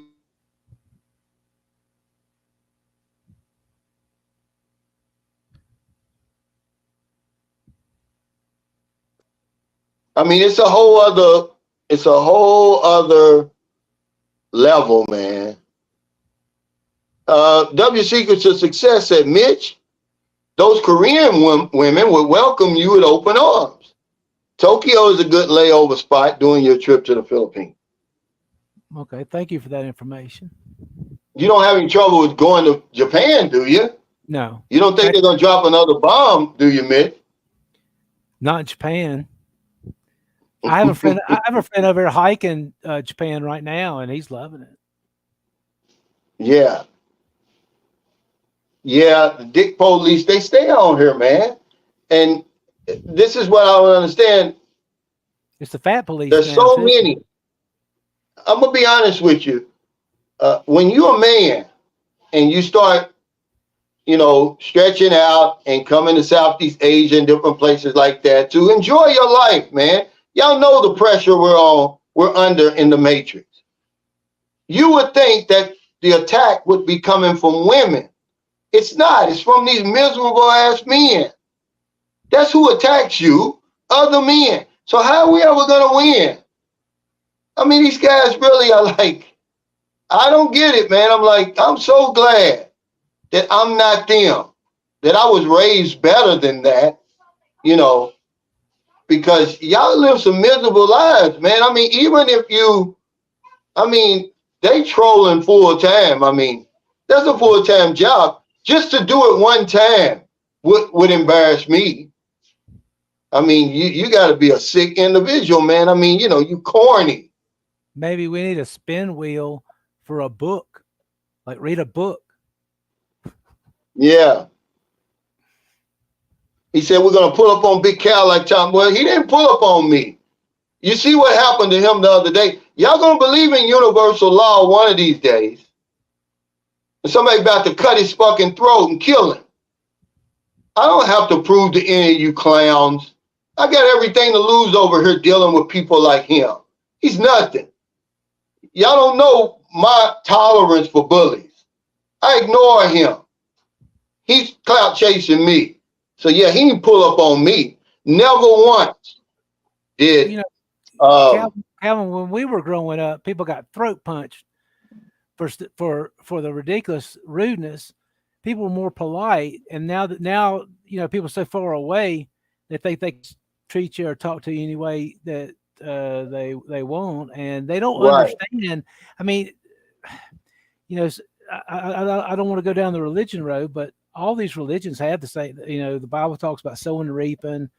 Buddhism talks about karma. Whatever you put out, you're going to get more the same thing back and more of it. So just keep putting out your crap, man. You know, let them. But see, the problem is, let them just put it out. You know, I don't even try to hit on something, Mitch. They're not suffering any consequences. Once these clowns start suffering some consequences, all that trolling is going to go out the window. It's going to take one. That's all it's going to take for one guy to get his ass whooped, and it's going to send the signal to the rest of them. I got a friend that runs a business. That's all. I got a friend that runs a business, and the guy gave him a bad like online review, and it was a lie. It wasn't true. And so he drove out to his house and told him, said, look, you know, like we're gonna fix this. You know, yeah. You might want to take it to some of those younger guys wearing a man bun. That's how you might want to take some of that too. Because that's old folks. We ain't gonna put up with it. That's the great thing about being old. That's what I'm saying. They're so immature. It's like, what do y'all do with y'all's life, man? It's like, you know, it's crazy. I don't know. It's just crazy, man, to be honest with you. But that's the problem, though. They just don't have any consequences. And all it's going to take is one guy, you know, for somebody to hit him squarely in the mouth. Somebody else who doesn't have anything to lose. Okay, that's all. These guys are so tough. Remember? I've seen my grandfather. Yeah, that's all they are. I don't worry about them. We're just talking about them, King. What's my grandfather got? Hey. I've seen him make people cry. Happy Man 6920, thanks for that super chat. He said, oh no, not the dick police back again. Yeah, wish the five will make y'all say some dick police jokes. They were hilarious. Hey, get rid of this Peter Jones and Wells family. I don't know. I guess what's tonight? Wednesday, so it's Tuesday night. Hell, do they got Tuesday night football on, Mitch, over there? You're asking the wrong guy. I don't know. Maybe that's what it is. March Madness or something. I'm on the best screen there can be right now. So I wouldn't know. That's right. That's right. But it's a lot of distraction going on over there. It is. It's a lot of distraction going on over there. But let's kind of get back to the subject a little bit, because I wanted to bring up some points, you know, especially because Sperling Edwards made a great point. He says, 3 years, I'm still on my honeymoon period. And it'll go by quick because you know what they say. Time flies when you're having fun, right? But I do want to give some encouragement to people who may be going through that disillusionment and culture shock. It really doesn't last long, Mitch. It only seems like it does because it's uncomfortable. Okay? That's all. It's going to pass. One day you're just going to wake up and be way beyond it. But a lot of people, they get caught up in it. They can't get through it. Oh, yeah, he said it's spring break week. Oh, okay, that's what it is. Well, we're just going to get rid of them. Let them make more profiles and stuff. Yeah, he says, how do grown men have the time to do this? I have no idea. And they're somewhere laughing, you know, they're laughing, Mitch, typing, and I'm going to show you. It could be this artificial intelligence, man. I'm telling you, the technology is far beyond, I think, what most people are comprehending. Yeah, but but that's been out for a long time. They're just trying to slowly, put it out there now. Remember, this AI stuff's been here for a long time. Yeah, I On know. your phone when you're Yeah, I know. misspell something, that's all AI. The poor man's passport guy said, "Yeah, we're living good." See, that's what I'm saying. They don't like that, but Just hang know in that. there, guys, because once you make it to the other side, that's the time when you kick back, you put it on cruise control. You've earned your wings, so to speak. You don't get to the other side and leave. You just cruise on out, you ride out into the sunset, because that's really where I am now, to be honest with you. Mhm. I've made it to the other side. I've been through all that stuff, man. I mean, even if I thought I was on my honeymoon, the trolls, they ruined it real quick and put me into disillusion and the culture shock when I had to go in front of immigration and the NBI, which is the FBI over here. See, Mhm. but I made it to the other side. Now, if I'd have cowered, if I'd have packed it in and left, like I'm not going, they won, I wouldn't be sitting here right now. I'm Well, telling you from experience. technically, they helped you, didn't they? They did help me. Hmm. And that's usually what happens. What people, you know, intend for bad, it turns to good. Hmm. Okay. That's just how it is, Mitch. But if I'd have known when I started my YouTube channel that all this would be here, I probably wouldn't have started it, because I didn't come over here for that. But Right. this is the one thing about the United States I can't deal with, because I'd be arguing every day over that with me. Because see, if I were in America, I'd fight these guys. Okay, I'd call them out. But I'm over here. I'm not protected over here. I've got too much to lose. I've got my little daughter over here. I've got to be here for her. If no, if I'm not here for anybody else, I got to be here for her. So I don't have anything to prove. I'm not gonna, just to prove to somebody. But there's a video going around. The guy didn't even. I was watching another video about a new nightclub that opened up, and it's Tom Yum in there fighting with another man, another black man, by the way. 8,000 miles away, we fighting each other. But the man broke a bottle, getting ready to cut his damn throat. It's only a matter of time when you dealing like that, guys. You're gonna bump into the wrong person, and it's gonna cost you. It's not worth it, man. It's not worth it. No, no, I don't worry about it. We're just talking about it. David says, where would Mitch preferably like to travel to in the Philippines? Have you even thought about that, Mitch? Absolutely. Um, I'd like to land in Cebu. I'd like to take a domestic, maybe spend a few days there. You know, like unwind. And I know a few people there. Uh, Fly up to Luzon. I got a friend there. It just makes I'm basically meeting people that I've been chatting with. I've been chatting with a man that I know up there about probably 3 or 4 years now. So I'd like to go up there and meet them. Then I'd like to fly back down, maybe to General Santos, but I want to come through your way too. You know what I mean? Like I'm hoping to hit several spots in my 1 month. Yeah, and that's a good thing. Traveling here, though, I tell you, it burns into your time. The Okay. logistics here are pretty brutal, because there's not an airport in every destination. St. Right. Carlos City doesn't have an airport. So to get out of here, you either go on the ferry back to Cebu, then you're gonna catch the bus, or you catch the bus to Dumaguete. It's just it's tiresome, man. It's gonna wear you out. If Well, I'm maybe only what gonna I'm be here for 28 days, I probably got two destinations I'm gonna look for. okay.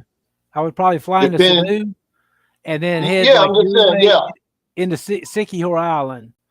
and then I might even fly my secretary up there where I'm at, so that we can spend some time together. Be a good tax write-off for me. Yeah, because I'm gonna tell you, you're gonna go on some of these beaches, and you're not gonna want to leave, and you're gonna be like, man, I'm only gonna be here for 3 days. Now I gotta leave again and go somewhere else, and then you're there for 3 or 4 days. I would say I do two this time. Then next time I come back, I do two other places because you're not gonna see this place. It's That's 2,000 islands. That's It's right. 2,000. If you see 10 of these in your lifetime, you're doing something, Mitch. I'm telling you. There's Okay. not anybody watching this channel right now that can say they've been to over 10 islands in the Philippines. Wow. I've been close, but I don't think I've been to 10 yet. Let's see, Camigan Island, Siquijor Island. I'm on Negros now. I've been to Mindanao, been to Luzon, been to Cebu. Okay. Okay, now Bantayan Island is considered Cebu, but Bantayan Island, Camotes Island. So I'm at 8. I'm at 8, man. I'm probably the most excited about Siquijor. From what Yeah. I've watched, they got waterfalls, and I liked it when you said they have everything but tourists. Yeah, they got everything but tourists. But that was a good question. But yeah, McDuff said, Mitch, don't worry about the heat. I get out in the morning to around 9 or 10, then get inside under air till about 6. I live in Cebu, and that is when most of the people are out. Yeah, if he's in Cebu, he can go to the mall. They've got a lot of malls there, but that's a good game plan.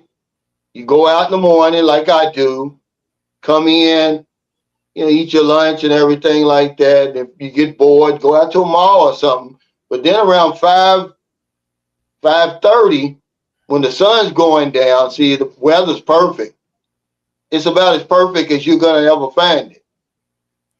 And you just walk around, man, because nobody's going to bother you here. It's probably safer to walk around over there than in my neighborhood here. I wouldn't go out in my neighborhood walking around at night. Angelo Habib is on his way here. Y'all know him. He's a regular on here. And he's coming from Bacala, and he says it creeped him out because he saw some homeless people on the street in Bacala last night. I said, yeah, but one thing you always got to worry about in the Philippines for the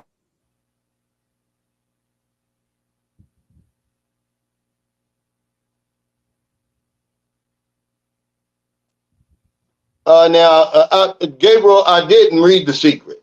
Okay, he said, I think Cal has read the book The Secret. There's universal laws explained in that book that Cal seems to live by. When you help others, you help yourself. Now, I've been doing this long before The Secret.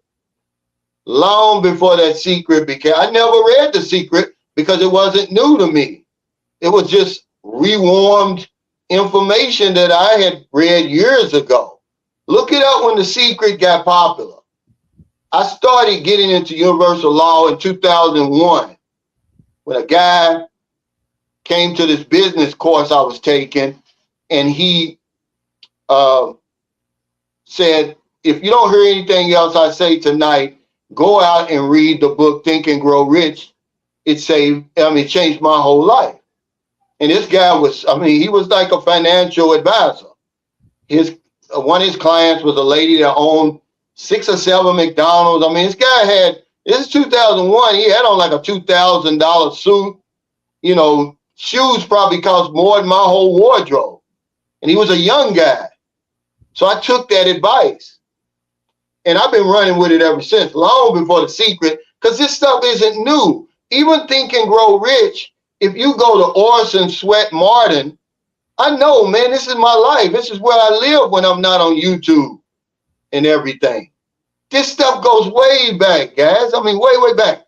Do y'all remember when Reverend Ike, somebody on here knows who Reverend Ike is? That's what he was doing and talking about in his ministry when I was a little boy, but I didn't realize it till I got to the Philippines and started listening to him because I thought he was just one of them other preachers. He's preaching universal law from the pulpit.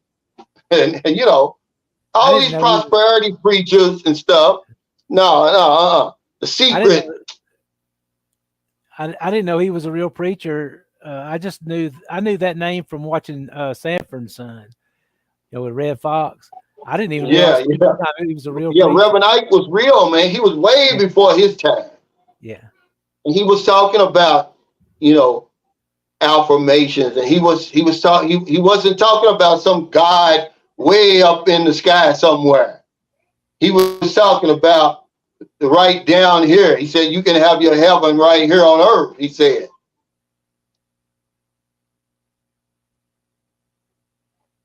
He said, you'll be great in Mindanao, Mitch.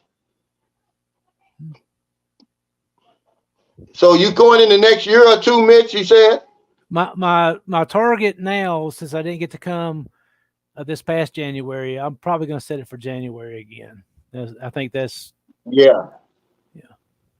Now, this guy's on to something right here. People very seldom talk about General Santos. And I don't know why. It's really a nice place. It's really a nice place, guys. Make it, especially if you're in Davao already. It's only like a 3-hour trip. It may even be less than that. In 2011, it was a 3-hour trip by bus. It has to be quicker by now, but I'm just saying, check out General Santos, ladies and gentlemen. If you like if you like Dumaguete, if you like Cebu, if you like Davao, you'll like General Santos. It's a city. And if you go south, the Sarangani province, it's the southernmost tip in the Philippines, a little place called Glen. It's beautiful. I was there in 2011. I had the whole beach, me and my girlfriend at the time. We had the whole beach to ourselves for one day. It was 1 kilometer stretch of beach, white sand beach. There was nobody else there, Mitch. Well, I asked my secretary if she could go anywhere, and she said Boracay. So I'm considering, like I'm saying, flying her up to where I'm at, because you're saying the logistics all over the place. It may be better for me just to bring maybe her and a friend or something. Yeah. Well, see, Boracay is only like a 40-minute flight from Cebu. Okay. See, you fly into Cataclan, and then it's like a 5-minute ferry ride to Boracay Island. So put Boracay on there, because that's really like its own island. So that's 9 for me. But remember, Cebu Island is considered Bantayan Island and Camotes Island, even though they're on separate islands. But if you go anywhere near 10, you're doing something over here. We just don't do it. And you're talking about 2,000 islands, Mitch, that people actually live on. He says, has anyone been to El Nido? Yeah. He says, I love El Nido. See, look.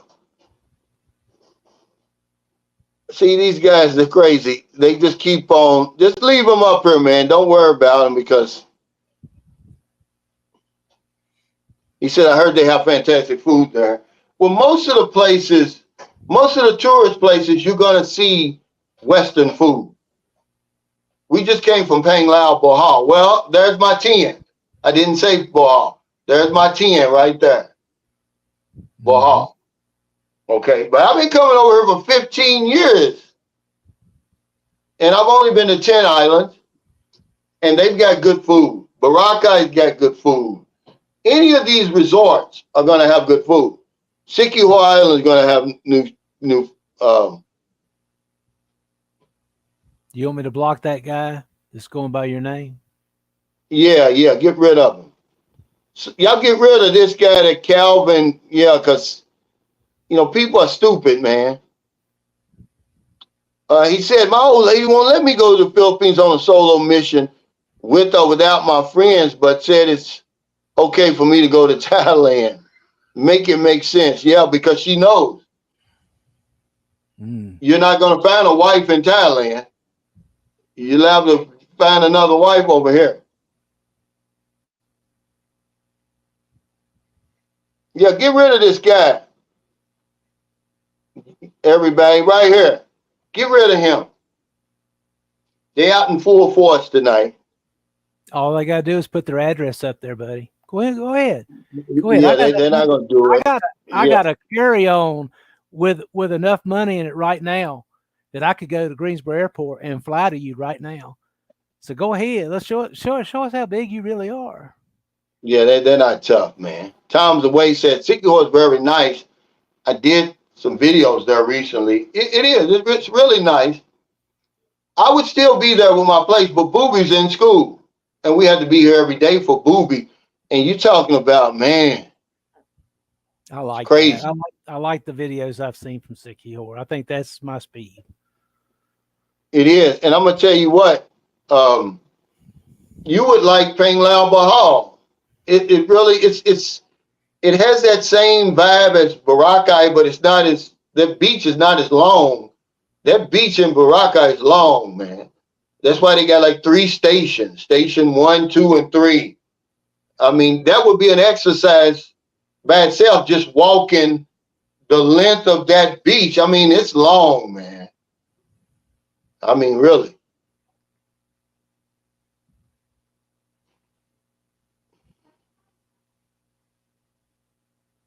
The way I look at it, these guys, they don't pay none of my bills. They don't help me in any Absolutely. way. They're just cowards. That's why they don't put a picture up there. Yeah. Well, you know, like I said, I'm just so glad that I don't have a life like that. I was raised better than that. I mean, I can't wrap my mind around it. I just don't get that. I don't get that. I mean, at some really, point, you're like, okay, enough, guys. You know, it's like, go to your room. You know how it is when you, it's like it is. It's how it is. It's like, you know, no, you're playing enough. He said, Cal, have you heard from Pumpkin Joe lately? Not online. Now, his birthday was the other day. Now, we're Facebook friends. I wished him happy birthday, but I haven't. You know, he got off YouTube because, you know, people don't appreciate the type of videos he's putting out, man. All they want to talk about is the women. It's crazy, man. It's like, if you come over here, that's why we get in so much trouble. Okay, you know all you want to know about the women, but then you get over here and you don't know nothing else. Now you're 8,000 miles away. You don't even know how to catch the damn bus or the ferry or where to get your money exchanged or anything like that. What part of town has the best Airbnb? You know, you just don't know because your whole focus is on some woman who's already chatting with 4 or 5 other men. You just happen to make it over here first. But everybody I talk to, oh, they've got the exception.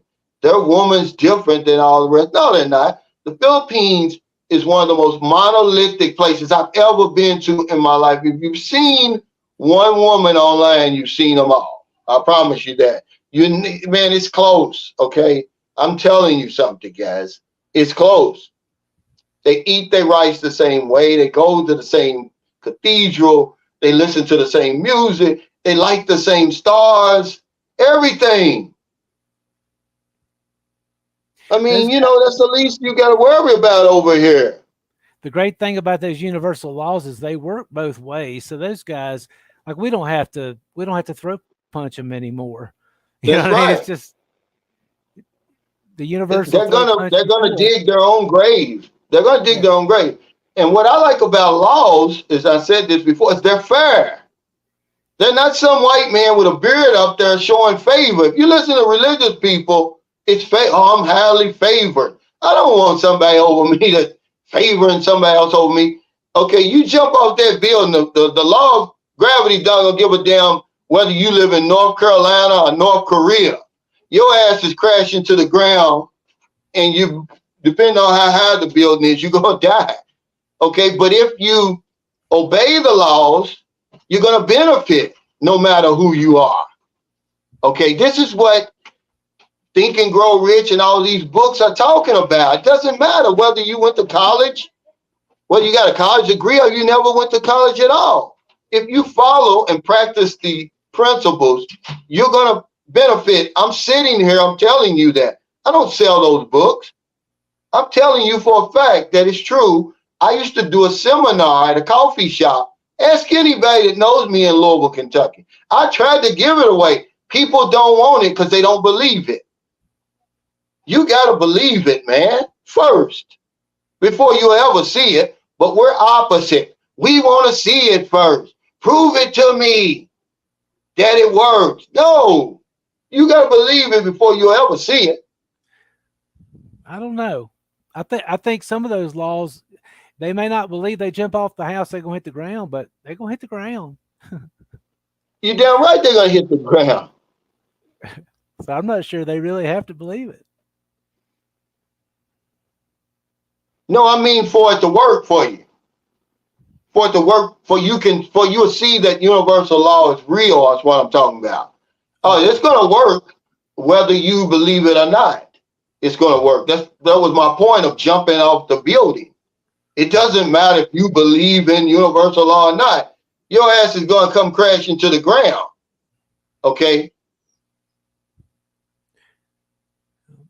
He said, yes, for real. They are. I just hope they don't put up so much bad that they can't ever catch up with putting out more good to balance it out. I feel sorry for them. Yeah, in a way I do, because they're real people. They're somewhere being miserable with a pack of Marlboros and an old cheap bottle of Jack Daniels somewhere, drinking their sorrows away. Probably got a big Shirley wife and, that they probably mistreat. They probably know there's no way they're ever going to go. Yeah. That's usually what happens. The people who pick on you, they admire you. They want what you've got, but their egos won't allow them to ask and say, hey, man, can you help me? This has just been my experience. Jamal's Global said Joe and Cliff had good channels, which they stuck it through. Yeah, see, this is what I'm talking about with that you. Even on YouTube, man, it's the same way. You got to stick it out, guys. But like Mike Dawsonville said, you got to give the people what they want every now and then, Mitch. That's right. Okay, if you're going to be on YouTube, if they want to hear about women, then talk about women. You don't have to be blunt and all that, but hell, just interview some of your wife's friends or something. Incorporate it into your channel some kind of way, because right now in 2024, you can't get around talking about women if you got a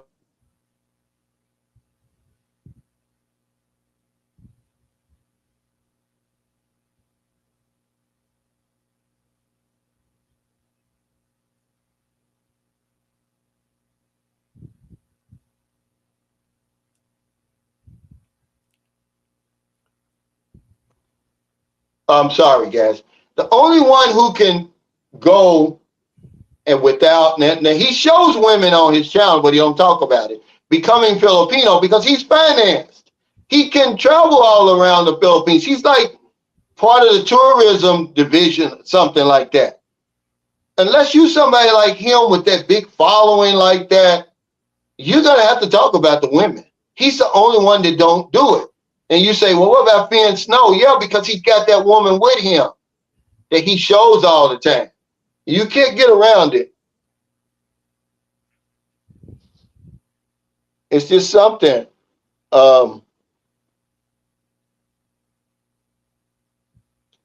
He said, yeah, they jealous because Richie Mack and El Guapo rather meet you than a corny cat. That's crazy.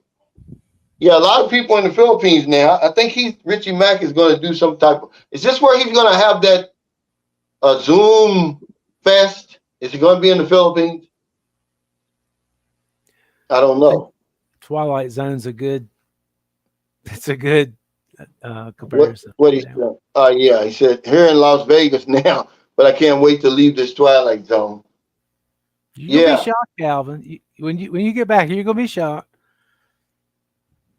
Yeah, I am going to be shocked. It's going to take a while though, Mitch, because remember I'm gonna be in that honeymoon period where I'm singing the national anthem every 5 minutes. He said, she's not your woman, it's your turn. That's right. But you got to talk about it. It's all they want to hear about.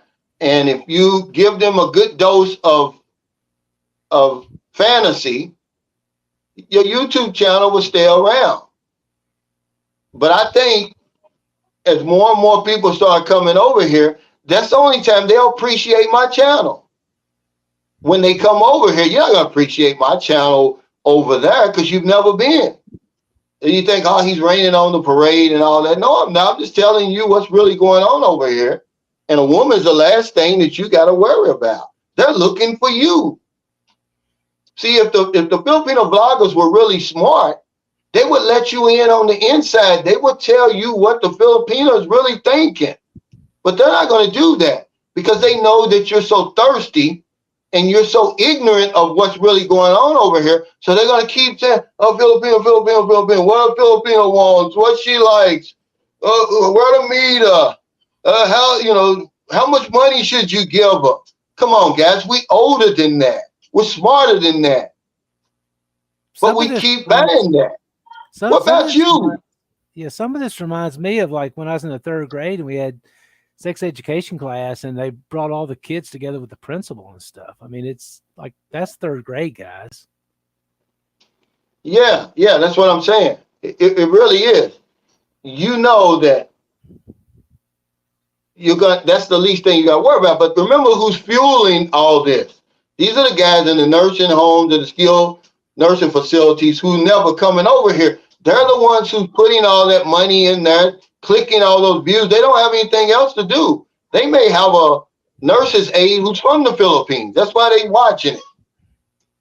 But anybody with any kind of sense can hear me when I'm telling you that that's the least thing you got to worry about. And you know it is. Okay? You know for a fact it is. Because I'm no different than you. I stumbled up on this place, really, man. Even though I heard about the Philippines in the Navy and all those places, I had no idea what was waiting on me over here, man. And when I found out, I was like, wow, there's still places like this on Earth in this crazy time. It is. Where these young, I've had some stunners over here, man. Absolute stunners. So when I tell you that, hey, don't worry about that, man. Look, I'm just a regular guy like me. You're going to have that. You see it happening. You don't believe it. Mike Dawsonville said a lot of those men come to the Philippines specifically for the women. I can't wrap my mind around that. I can. It's stupid to pour everything into a woman like that. They don't really expect it. Remember Mitch was talking about the money and all that. Man, we give them so much money. We ruin them. They're never the same again. Yeah, thumbs up, guys. They're never the same again. I mean, that's why men get mad when they finally get over here and they realize, like, damn, Mr. Calvin's telling the truth. The guy who gave the 1.3 million to the woman, he's mad at me. I didn't give it to her. If you'd have listened to me, you wouldn't have never gave the money to the lady. So why are you mad at me? I never said your name. I never said who you were. Nobody knows who you are. No reason for you to get mad at me, but the woman got mad. See? So now we mad at Calvin. Not him, really. It's we. Because we pour it all into the woman. We do some crazy stuff. There's no way. Okay, now the woman's broke, by the way, now. Doesn't have 2 pesos to rub together. That's like you giving me $1.3 million, Mitch. That's how hard it would be for her to come up with 1.3 million pesos.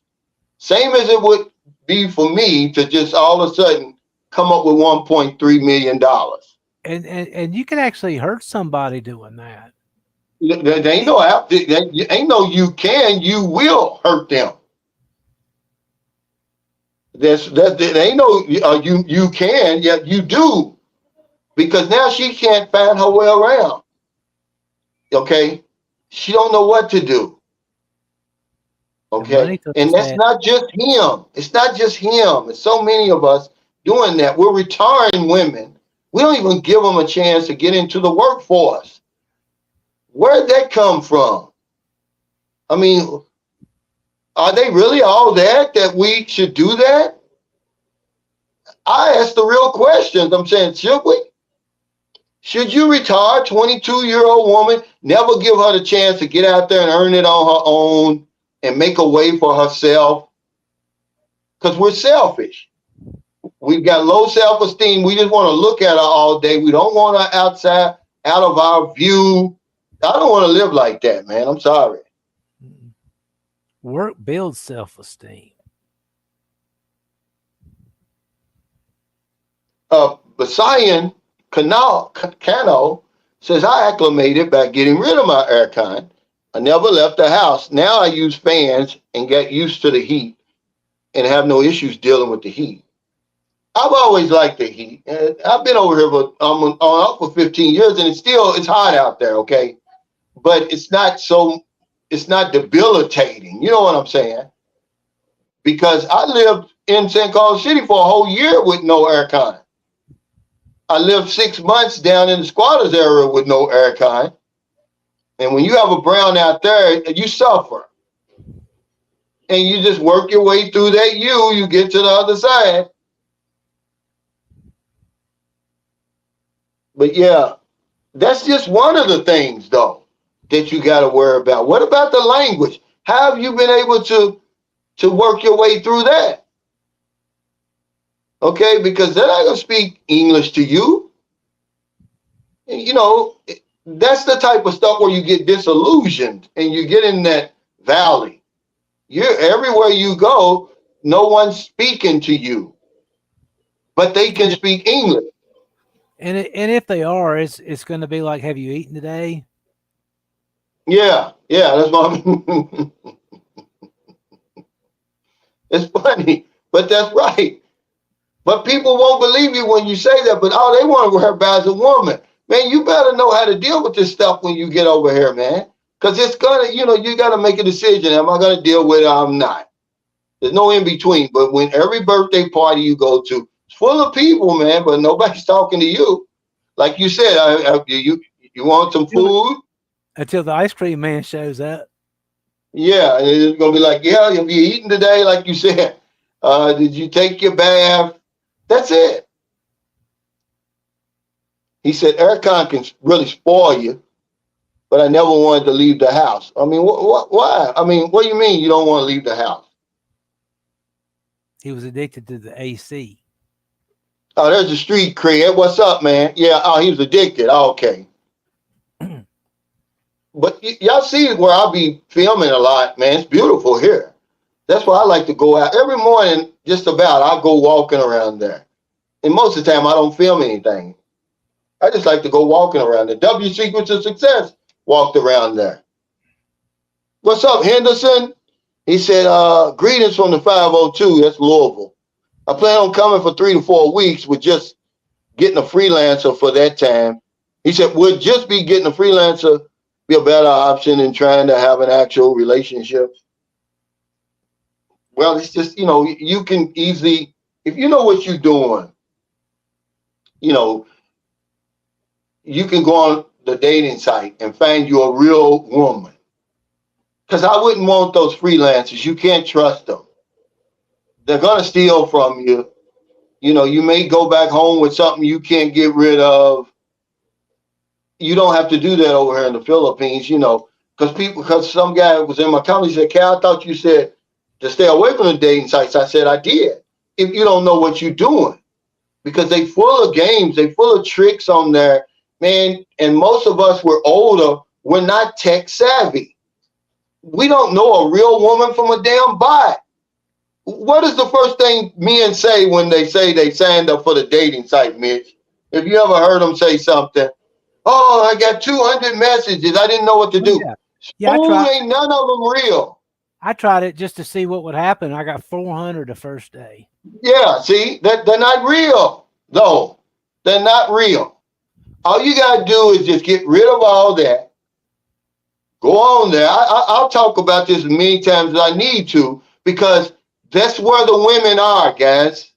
everybody you see over here, this is where they meet the women. All these Filipino vloggers, that's where they were before they got famous on YouTube. Every last one of them, they were on that dating site. You get on there, you look for regular women, not the 10s, not the 15s, not for women in bikinis, not women on the beach and in these nice condominiums. That's a red flag. You just get a regular looking Filipino. They're going to look better in person. You get you 10 of them, okay? You send, hey, I'm Mitch, I'm interested. That's all. And then you wait for one of those 10 to respond. You're going to get other messages, but if they're not from those 10 that you chose, you don't want it because Filipinos, they're not going to reach out to you. That's a red flag if they do. They're waiting for you to reach out to them, okay? I would just encourage people to be honest with them about your intentions and the fact that you may or may not be staying or how long you're gonna be gone. I mean, these are people, and we need to treat them like people. Absolutely, but we're people too, Mitch. That's right. They need to do the same thing. And see, this is where we lose. We bring the matrix over here with us, the sympathy and all that. Not realizing you're in a whole different culture. She knows it's a risk. So you better know it's a risk. Mm-hmm. You got feelings too. Okay, yeah, can I trust you? But for the most part, you can. But you wait for those women to contact you because you got to reach out to them first. Remember, when you're in Rome, you do as the Romans do. Why do we come to Rome and do what the Americans do? It's not going to work. Okay? In everything, that's what we do. Women here really like to be courted. That's their culture. And you can court a woman on the dating site by reaching out to her first. Keep it simple. Wait for one of them to respond. Then, the closer you get to coming here, you narrow it down to 3 or 4 women. Because 2 of them aren't going to show up. Okay, the minute they know you're coming, I just had a guy that came here. He said, I had 2 women, but one of them ghosted me. She didn't meet me at the airport. And I said, well, I tried to tell y'all that. So you don't put all your eggs in one basket. You get 3 or 4 women because that's what they're doing to us, Mitch. They don't know who's coming, but they want somebody to come. So they're going to treat us all the same. First come, first serve. So you do that too. You do 3 or 4. 2 of them aren't going to show. Now you got to make a choice because these 2 are serious. Which one do I want to meet me at the airport?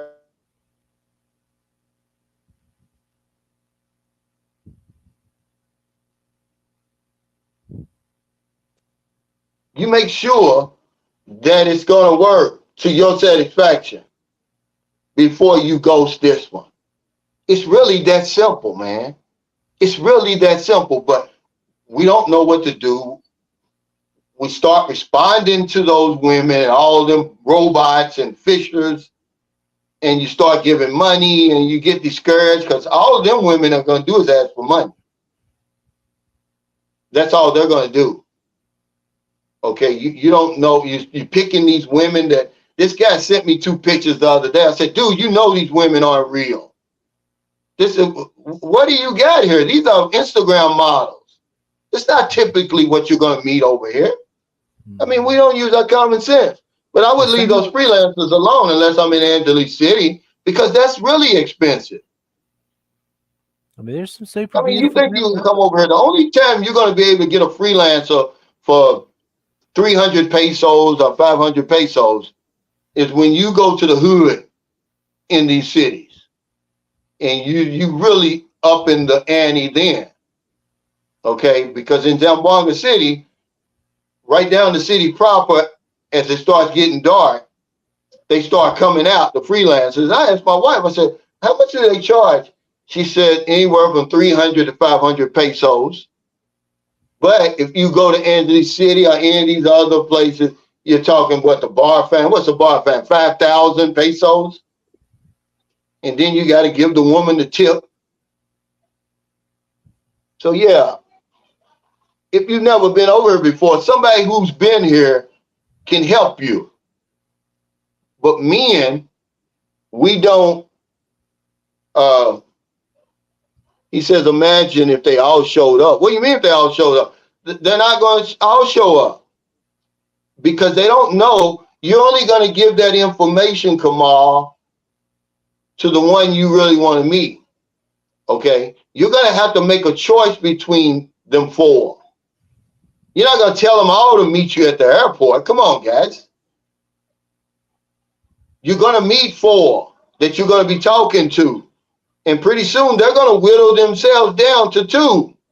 These are the two that will meet you.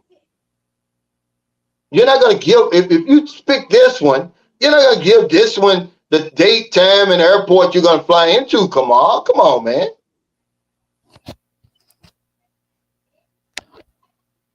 Okay, Andrew CJ says, I'm 36. I do well here, but even I'm not messing with the model types with bikini pics. I love the 6, 7, 8s. You know, believe it or not, man, you know, I talk in those numbers because that's y'all understand that. But honestly, a 5 over here is going to look a whole lot better than anything you're getting at home. Now, we're not 36, obviously. Most of us are like Mitch, he's 58, I'm 60, 65. Okay. They're going to look a whole lot better, man, than what you're getting at home. A yummy 6 over here will blow your mind. And that's usually what we end up meeting. These are the ones that you're seeing online with these, you know, Maryland's a yummy 6. You know, they're not too much higher than that. You may get a 7, okay, but she's probably going to have a baby or 2, okay? But that's nothing to shake a stick at, man. It's nothing to throw back. You know, look at your options over there. This is what we don't want to be truthful about. Like, come on, man. Who are you fooling with over in your country? The average Filipino, I really don't know. Average Filipino makes about 350 pesos a day, so I don't know what this guy here is talking about. Yeah. Hey, Mike, thank you for that super chat. He said, great show, like always, Cal. Yeah, he's not coming over here. They need to pay him. Well, they will pay you back. You know, once they see they can trust you, see, because one thing about the society over here, they're fiercely loyal. If you do something for a Filipino, man or woman, man, they're not going to quit until they pay you back. They'll never stop paying you back. That's what happens, you know. That's why we see the good side to these women. That's why you get the girlfriend experience. That's why you got the unspoken agreement. Because she knows what you're doing for her. I mean, you guys don't get it, man, because you just can't wrap your mind around the suffering. Let me just be honest, that some of these people go through that you are dealing with online. You have no idea what it's really like over here, man. I've met women, man, they take you over their house in the mountains and the septic tank is full. They can't use the bathroom. They got to go next door or something. You know, I'm just telling you what you're getting into when you come over here. At least I'm not raining on your parade. You still got to make the choice. We didn't create the circumstances, so there's no sense in you feeling guilty. I just been over here, so I'm kind of like lighting the path for you. So you can see your way a little bit, you know. I'm not going to hold your hand when you get here, but y'all don't appreciate that. You know, y'all come over and do the stupidest shit, man. Crazy. 1.3 million. Every time I think about that, and then he got the nerve to be mad at me like I gave it. Well, you shouldn't say that on your. Why not? We want to stop somebody else from doing that. We want somebody else to know, look, when you give women like that money, you're going to ruin them. There's no, you might, You are. And he says, ask a woman if she ever asked a man online for any money. That's how you keep them from asking. Well, they're not even going to ask, Hal. They don't have to ask us. They don't ask. We jumped the gun. These women don't ask you for money, man. They're not asking us for money. We're sending it to them. They're dry begging. They'll show you what's behind them. You see the black pots, where the charcoal and turn the pots black, and you see the big spaces in between the roof and the hollow block. You see all of that. And now you want to be, the savior. These women don't have to ask you for nothing, man. You think that woman asked that man for that money? She didn't. This was all his ideas. I'm going to do this. I'm going to do that. And she's just sitting back like, yeah, really? I don't believe it. And when she got that money help, 1 week later, she created an argument with him and was gone. Wow, it took a week? Yeah, it took a week because it took a week for her to get all the money. Oh, okay. He couldn't send it all over here at once. Okay. Captain Save a But he's mad at me for that. I mean, I lost a good friend for that. And I'm like, dude, I never said your name. People don't know it's you. But the woman got mad that he's with now. Okay. She convinced him that I was disrespecting him, not him. Now it's, instead of he being mad, it's we. We're mad at Calvin. I don't care. He says, Handicraft says, I did a video call with a brother from Cavite today and showed a beautiful furnished 4-bedroom home for $500 a month with a dirty kitchen. I can't wait to move there full time. Wow. Yeah, that's crazy.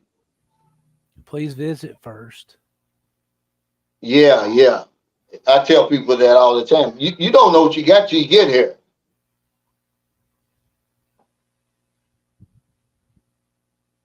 I rented a house sight unseen one time, and the guy was showing me pictures like when he repainted it 2 years prior.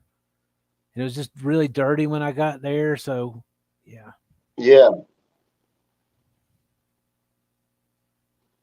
Frank Tate says, I can deal with living and being married in the Philippines, but I think it's unfair that if my wife passes before me, I must sell the house that I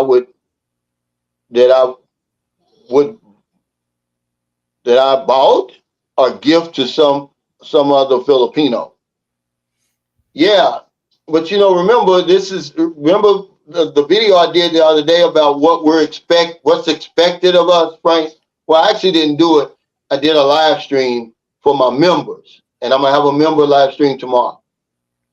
We don't even know what's expected of us. One thing is to obey the laws here, but we don't know the laws.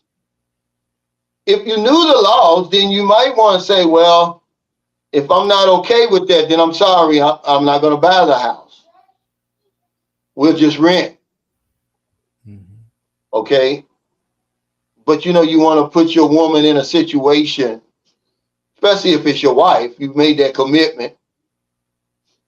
You want to, make sure that something happened to you, she's in a better way. But, we got to know the laws over here, guys. We don't know them. We don't worry about that kind of stuff. You can't wait till you catch on fire and then you're looking around for the fire station. That's not a good plan, is it, Mitch? I don't want to drive over there.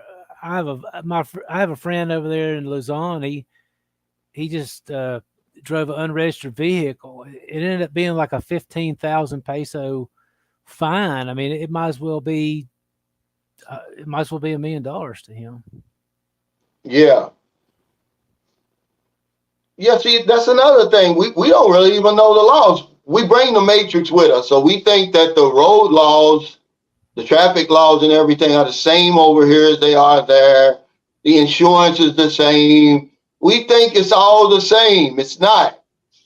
But we never take the chance to do that because all we want to hear about is women.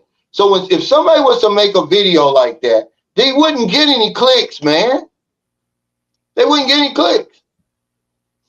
Now, if somebody says, the Philippines has the most expensive pussy in the world. If I made a video with that title, I'd get so many clicks, man, even before they even hear what I'm saying. They waiting to click on it, because that's all we want to talk about. But the important stuff, like Frank Tate just said, because what do? We run over here and we build a house, not realizing that, hey, if that woman dies, you got to sell it or gift it. You don't inherit it. We don't know that. Imagine that guy that spent that $220 million. See, I'd be losing sleep if I spent 220 million pesos for a house. Now I'm wondering, now I'm worth more dead than I am alive. Excuse me. Because that's unbelievable amount of money over here. He said, Grab is so cheap, Mitch, you won't have to worry about driving. It's not cheap. It's not cheap. Yep, you use it once a day, but you're not going to use it once a day. You're going to use it to get there and back. Now you're looking at, depending on where you're going, you're looking at about $10 a day. That's $300 a month. I figured about in 5 months. In 5 months, that's a motorcycle you could have bought. I'm definitely not. I don't see myself riding a motorbike. I might ride on the back of one. I don't know, 25 years ago, I went and bought a couple new bicycles, and that idea that once you learn how to ride a bike, you never forget, that's not true. It took me about 3 minutes to realize I'm going to hurt myself, and I put them in the back of the pickup truck, and I took them down, and I gave them to my niece and my nephew. So, Now the trikes ain't expensive. He says the trikes ain't expensive. They are, but they don't go everywhere. They only have their own little area, circumference, and then you got to find something else. I can't take a trike from here to where me and Marilyn like to eat breakfast in the mountains, and it's only maybe 5 more minutes outside of their range. But once they get to that range, that limit, they turn around and go back. You got to get on a regular motorcycle.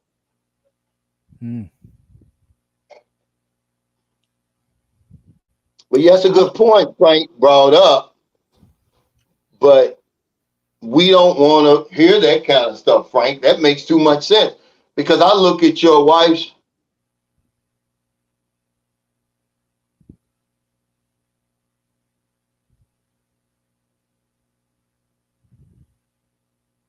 they don't want to hear the common sense stuff, that the real life, boots on the ground information that's going to help you immediately when you get over here. They don't want to hear that.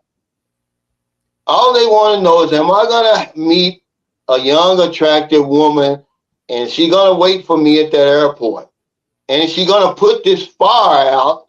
Is she going to put my pants out? Because they're on fire. That's all we want to know. Because when we talk about how much it's going to cost, that's what we're talking about. We're not talking about nothing else. Because she's going to be your greatest expense. Be careful what you wish for, because you're going to get it. Now you got a woman with you all the time. It's expensive, guys, okay? And 53 Shades Darker, he makes a great point here. One of the reasons why a lot of guys come over and get disappointed.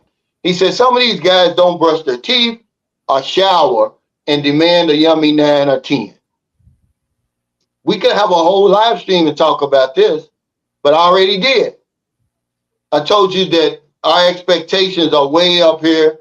If we just come down, bring them down a little bit more, you're going to have a little bit more success, but we don't do that. That's why guys over here right now, they don't have a woman, because they think these women, the 5s or 6s, good-looking, attractive young women, they don't look good enough. This isn't what they saw on YouTube. I want what he's got. Well, maybe if you took a bath, it might help. That's called limerence. Limerence is having like an imaginary romance with somebody that is totally impossible. Like I'm going to go date a movie star or something. It's called limerence. Yeah. And I had a guy over here like that with the Filipino P, and I'm like, dude, that woman don't want you, man. Come on, okay? Um, I've got a short list, David. I would like to see Malaysia. I've heard some good things about that. I follow a guy called Nomad Capitalist. He's got a pretty good sized channel. He talks about like monies and passports and all over the world, business all over the world. So and now he makes a good point here. He says, so Mitch, you rather put your life in the hands of someone else than being in control yourself. Now I'd rather learn the road and operate a motorbike myself. Just my opinion. Yeah, well, you better learn how to fly a jet too, then, because you're doing the same thing when you get on that damn plane to come over here. But I know what you're saying, because this is why every time I get on the bike with Marilyn, which I haven't gotten on there for the last 4 days, she scared me so bad. I said, I'm never going to do it again. And I thought about this. I said, either I'm going to learn how to drive myself, or I'm never going to ride on the back of this motorcycle again. I'm not going to put my life in the hands of somebody driving a motorcycle, because this is something that I haven't, of all the things, I have not gotten used to the traffic over here, the driving patterns and all. I just don't do it. Every time, every day, I'm putting on these fake brakes, Mitch. I don't care if I'm riding in the tricycle with Maryland, in somebody's car. The driving is different here, man. That's another culture shock. It's different. There's no stop signs, there's no yield signs, there's no stop lights. It's all ESP. I mean, you'll come all the way in the intersection. You'll be this close to somebody, and they'll stop and they'll go, okay, and you'll go around them. I mean, it's crazy. I may be putting, from your view, my life in somebody else's hands, but it's somebody that knows the traffic laws better than me. It's somebody that knows how to operate the vehicle I'm on better than me. I believe, like I don't claim to be the smartest guy in the room. I just want to be the most honest guy in the room. Yeah, now Jeffrey Taylor, honestly, man, yeah, you were driving too fast for me.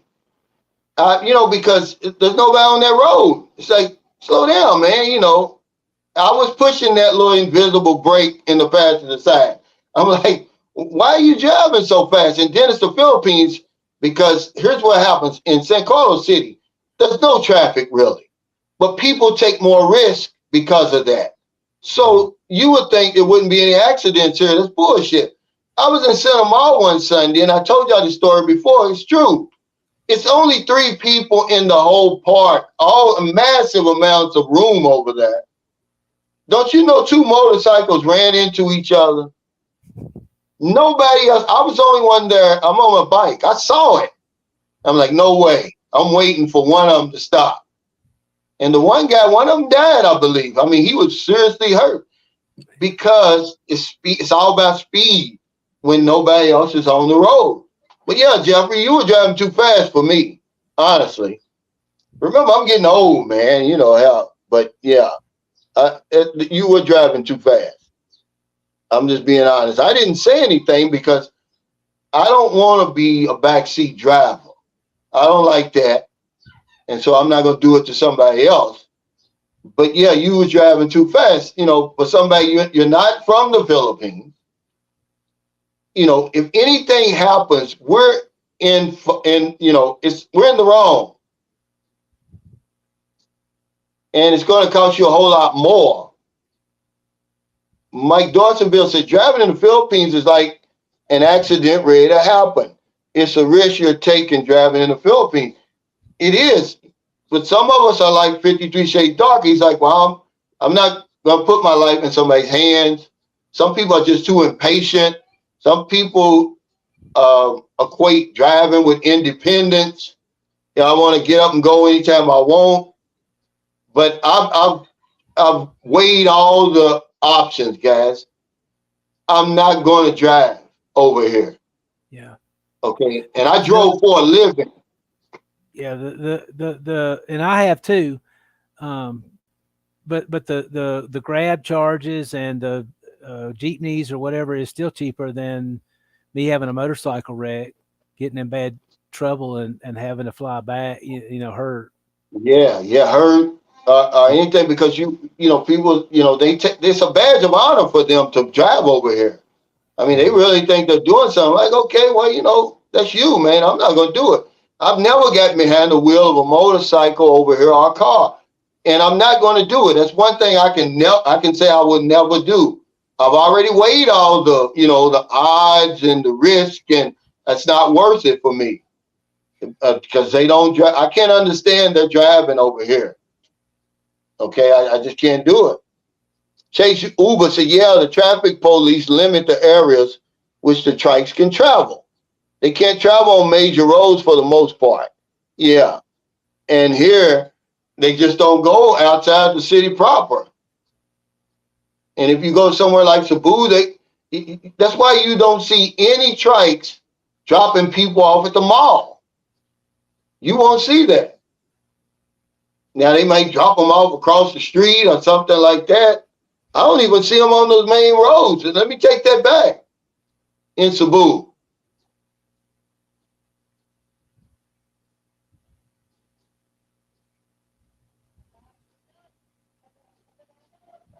Yeah, but the same thing is though you are putting your life in somebody's hands. 53 Shades Darker when you get on that plane. Y'all seen what happened the other day? Was it yesterday? That plane stopped in midair. It was coming from Sydney, Australia, going to New Zealand, and those 50 people got hurt. 13 went to the hospital, one serious condition. Boeing. I think it was a 737, man. The damn thing nosedived. That's one of the things that is causing those accidents. It knows that everything cut out. He lost all his instruments, and it nosedived. And people went. If you didn't have your seatbelt on, you ended up on the ceiling. And yeah, we're putting our life in somebody's hands on them damn planes. I mean, yeah, but that's the type of stuff that you don't want to watch if you're afraid to get on the airplane. Because it just happened. It was either yesterday or day before. Look it up. It was Latham. It was actually a Chilean airline. The final destination was Chile. But it was a 737, man. Boeing is just having so much trouble, man. They've been having trouble right now. Yeah. Harold Till said, that's strange, Calvin. You was Navy on a ship out to sea. The risk was higher. Well, I don't know. Not in the Philippines, though. Well, I'm in the Philippines. The risk is higher on the road, Harold, than on the ferry. Now,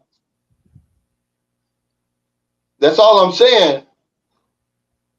In the Philippines, you can look it up. The most dangerous place in the Philippines is not in Tawi-Tawi or Basilan or Holo-Sulu.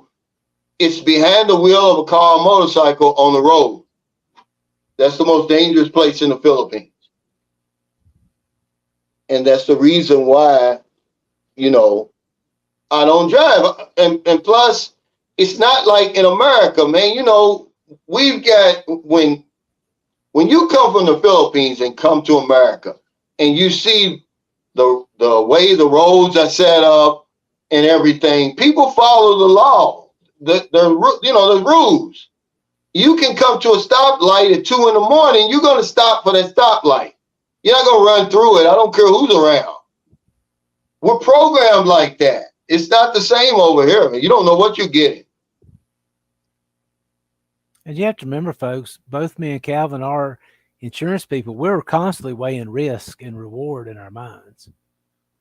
I am, and especially when it came to drive. I mean, the very first day I came to the Philippines, I said, I'll never drive here, and I haven't broke that promise. The very first day, the guy goes from, and I'm thinking like, well, what's he doing? Is he racing? We're just in Cebu. He gets out of traffic and gets into oncoming traffic to pass up 2 or 3 other cars. And I'm like, come on, dude, what's this all about? You know, and if you drive in some of these taxis, if you don't believe in God, by the time you get out of that damn thing, you will be believing in God. You know, they say people don't believe in God till they get in airplanes. Well, same with these taxis over here. If you don't believe in God, you will. It's crazy. But yeah, I made a decision right then and there. I wasn't going to drive, and I haven't. Hey, Randy Edenwater, thanks for that super chat. He said, you put your life in others' hands every time you drive with others around you. Why risk being the one they go out there in an accident, especially if you're a foreigner? Because that's what's going to happen. Remember the creepy guy I told you that stayed in my guest house? The day before he got here, he was in an accident, right? He's on a little scooter. The guy has a Hilux car. You know, it was the guy's fault. 8 hours later, they're sitting out there, and he ended up having to pay 25,000 pesos for a little bitty scratch on the man's truck. Good thing he had it. But it was his fault, guys. You know, it's going to be your fault. Mithringo, thanks for that super chat. He said post-nut clarity can definitely pop that dream balloon.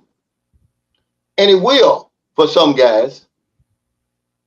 But the thing about this you that we talk about, because I've fallen in love with that you, because you can use it anywhere in your life. It's there's no timeline. But it's certainly over here. When you come to the Philippines, man, you're going to run into that. You're going to be hyped up. You're going to be in dreamland. But how long is that going to last? We don't know. It could last, you know. The guy said he's been here 3 years. He's still on his honeymoon. But it's coming. That's why they do it. They do study after study. Mitch would tell you this, the table of large numbers. Yeah. It's just a matter, it hasn't happened yet. It's going to happen. How do you think mankind, our brains are so phenomenal, guys. I'm going to say this. We're going to get off here. It's so phenomenal. In the insurance business, they know how many people 0 to 81 is going to die within a year. Am I lying, Mitch? Right to the month. Right to the month. They know this, guys. These people are smart. These actuarials. That's how they come up with your premium. That's why age matters. That's why health matters and all that stuff. I can literally look at the illustrations now because I've been looking at them so long. And I mean, of course, I don't say like, look at the month you're going to die, but I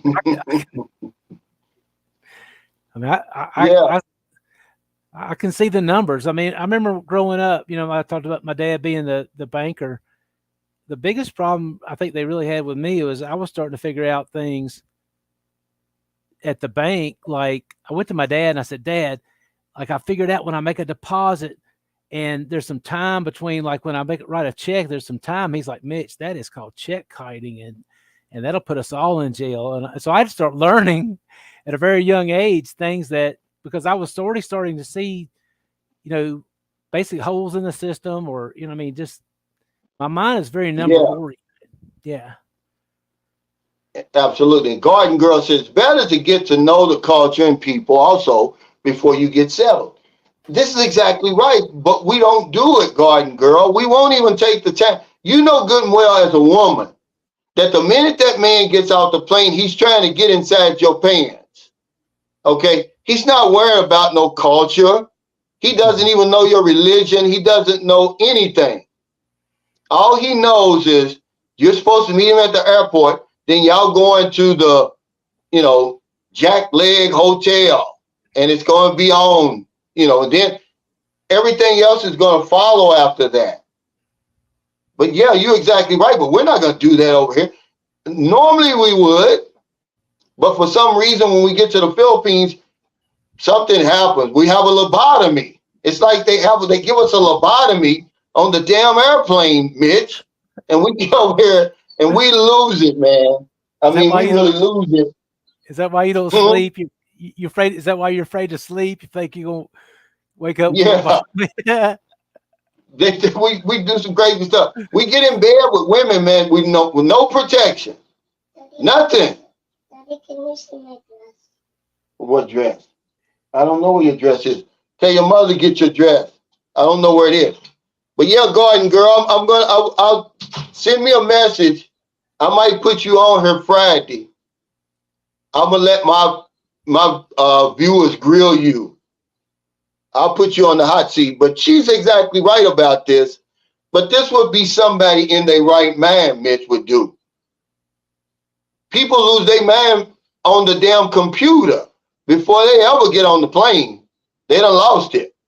Because remember the 1.3 million I'm telling y'all about, he sent that from over in the Matrix. He never even had made it over here yet. See? So that's the crazy thing about it. So we lose it long before we get over here. Eaton Warrior, thanks for that super chat. He said, facts. 2 hours after I get off the plane was when I started to wonder about the culture. Yeah, 2 hours. Yeah, after. That's the truth. After all that other stuff. You're not worried about that kind of stuff, man. It'd be nice. I mean, you would be the exception. Even Mitch, man, as reserved as you are, man, you're not going to be that reserved when you get off that damn plane and that woman's waiting for you. You're going to throw off them damn glasses and unbutton that damn button-down shirt and be in them nut huggers.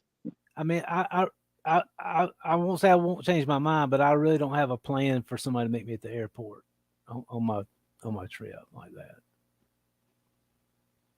Yeah, he says he flies Filipino Airlines. That's you dirty puppy. Clegg, he's a good guy. Yeah, but y'all nobody's worrying about no culture, guys. I wish they would.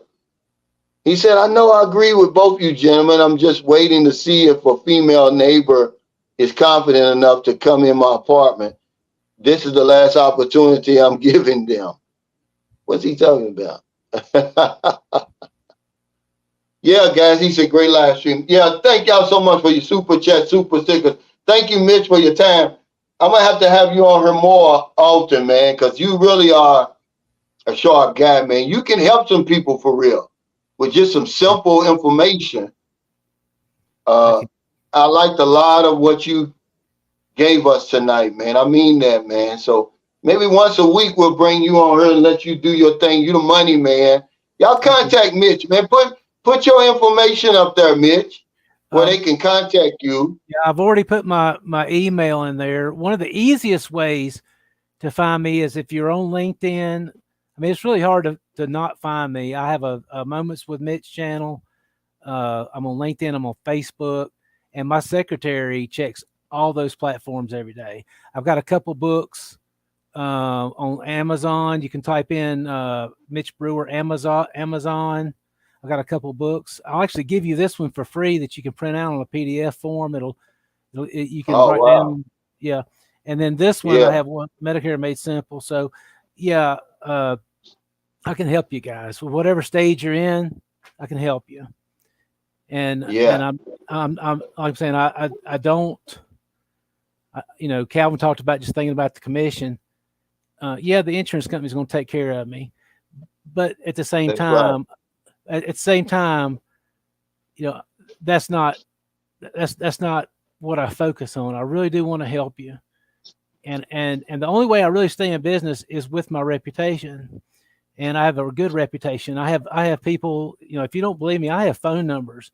You can call. I won't even tell them you're going to call. And you can call them and ask them, will Mitch lie to me for money? And they're going to tell you no. Yeah.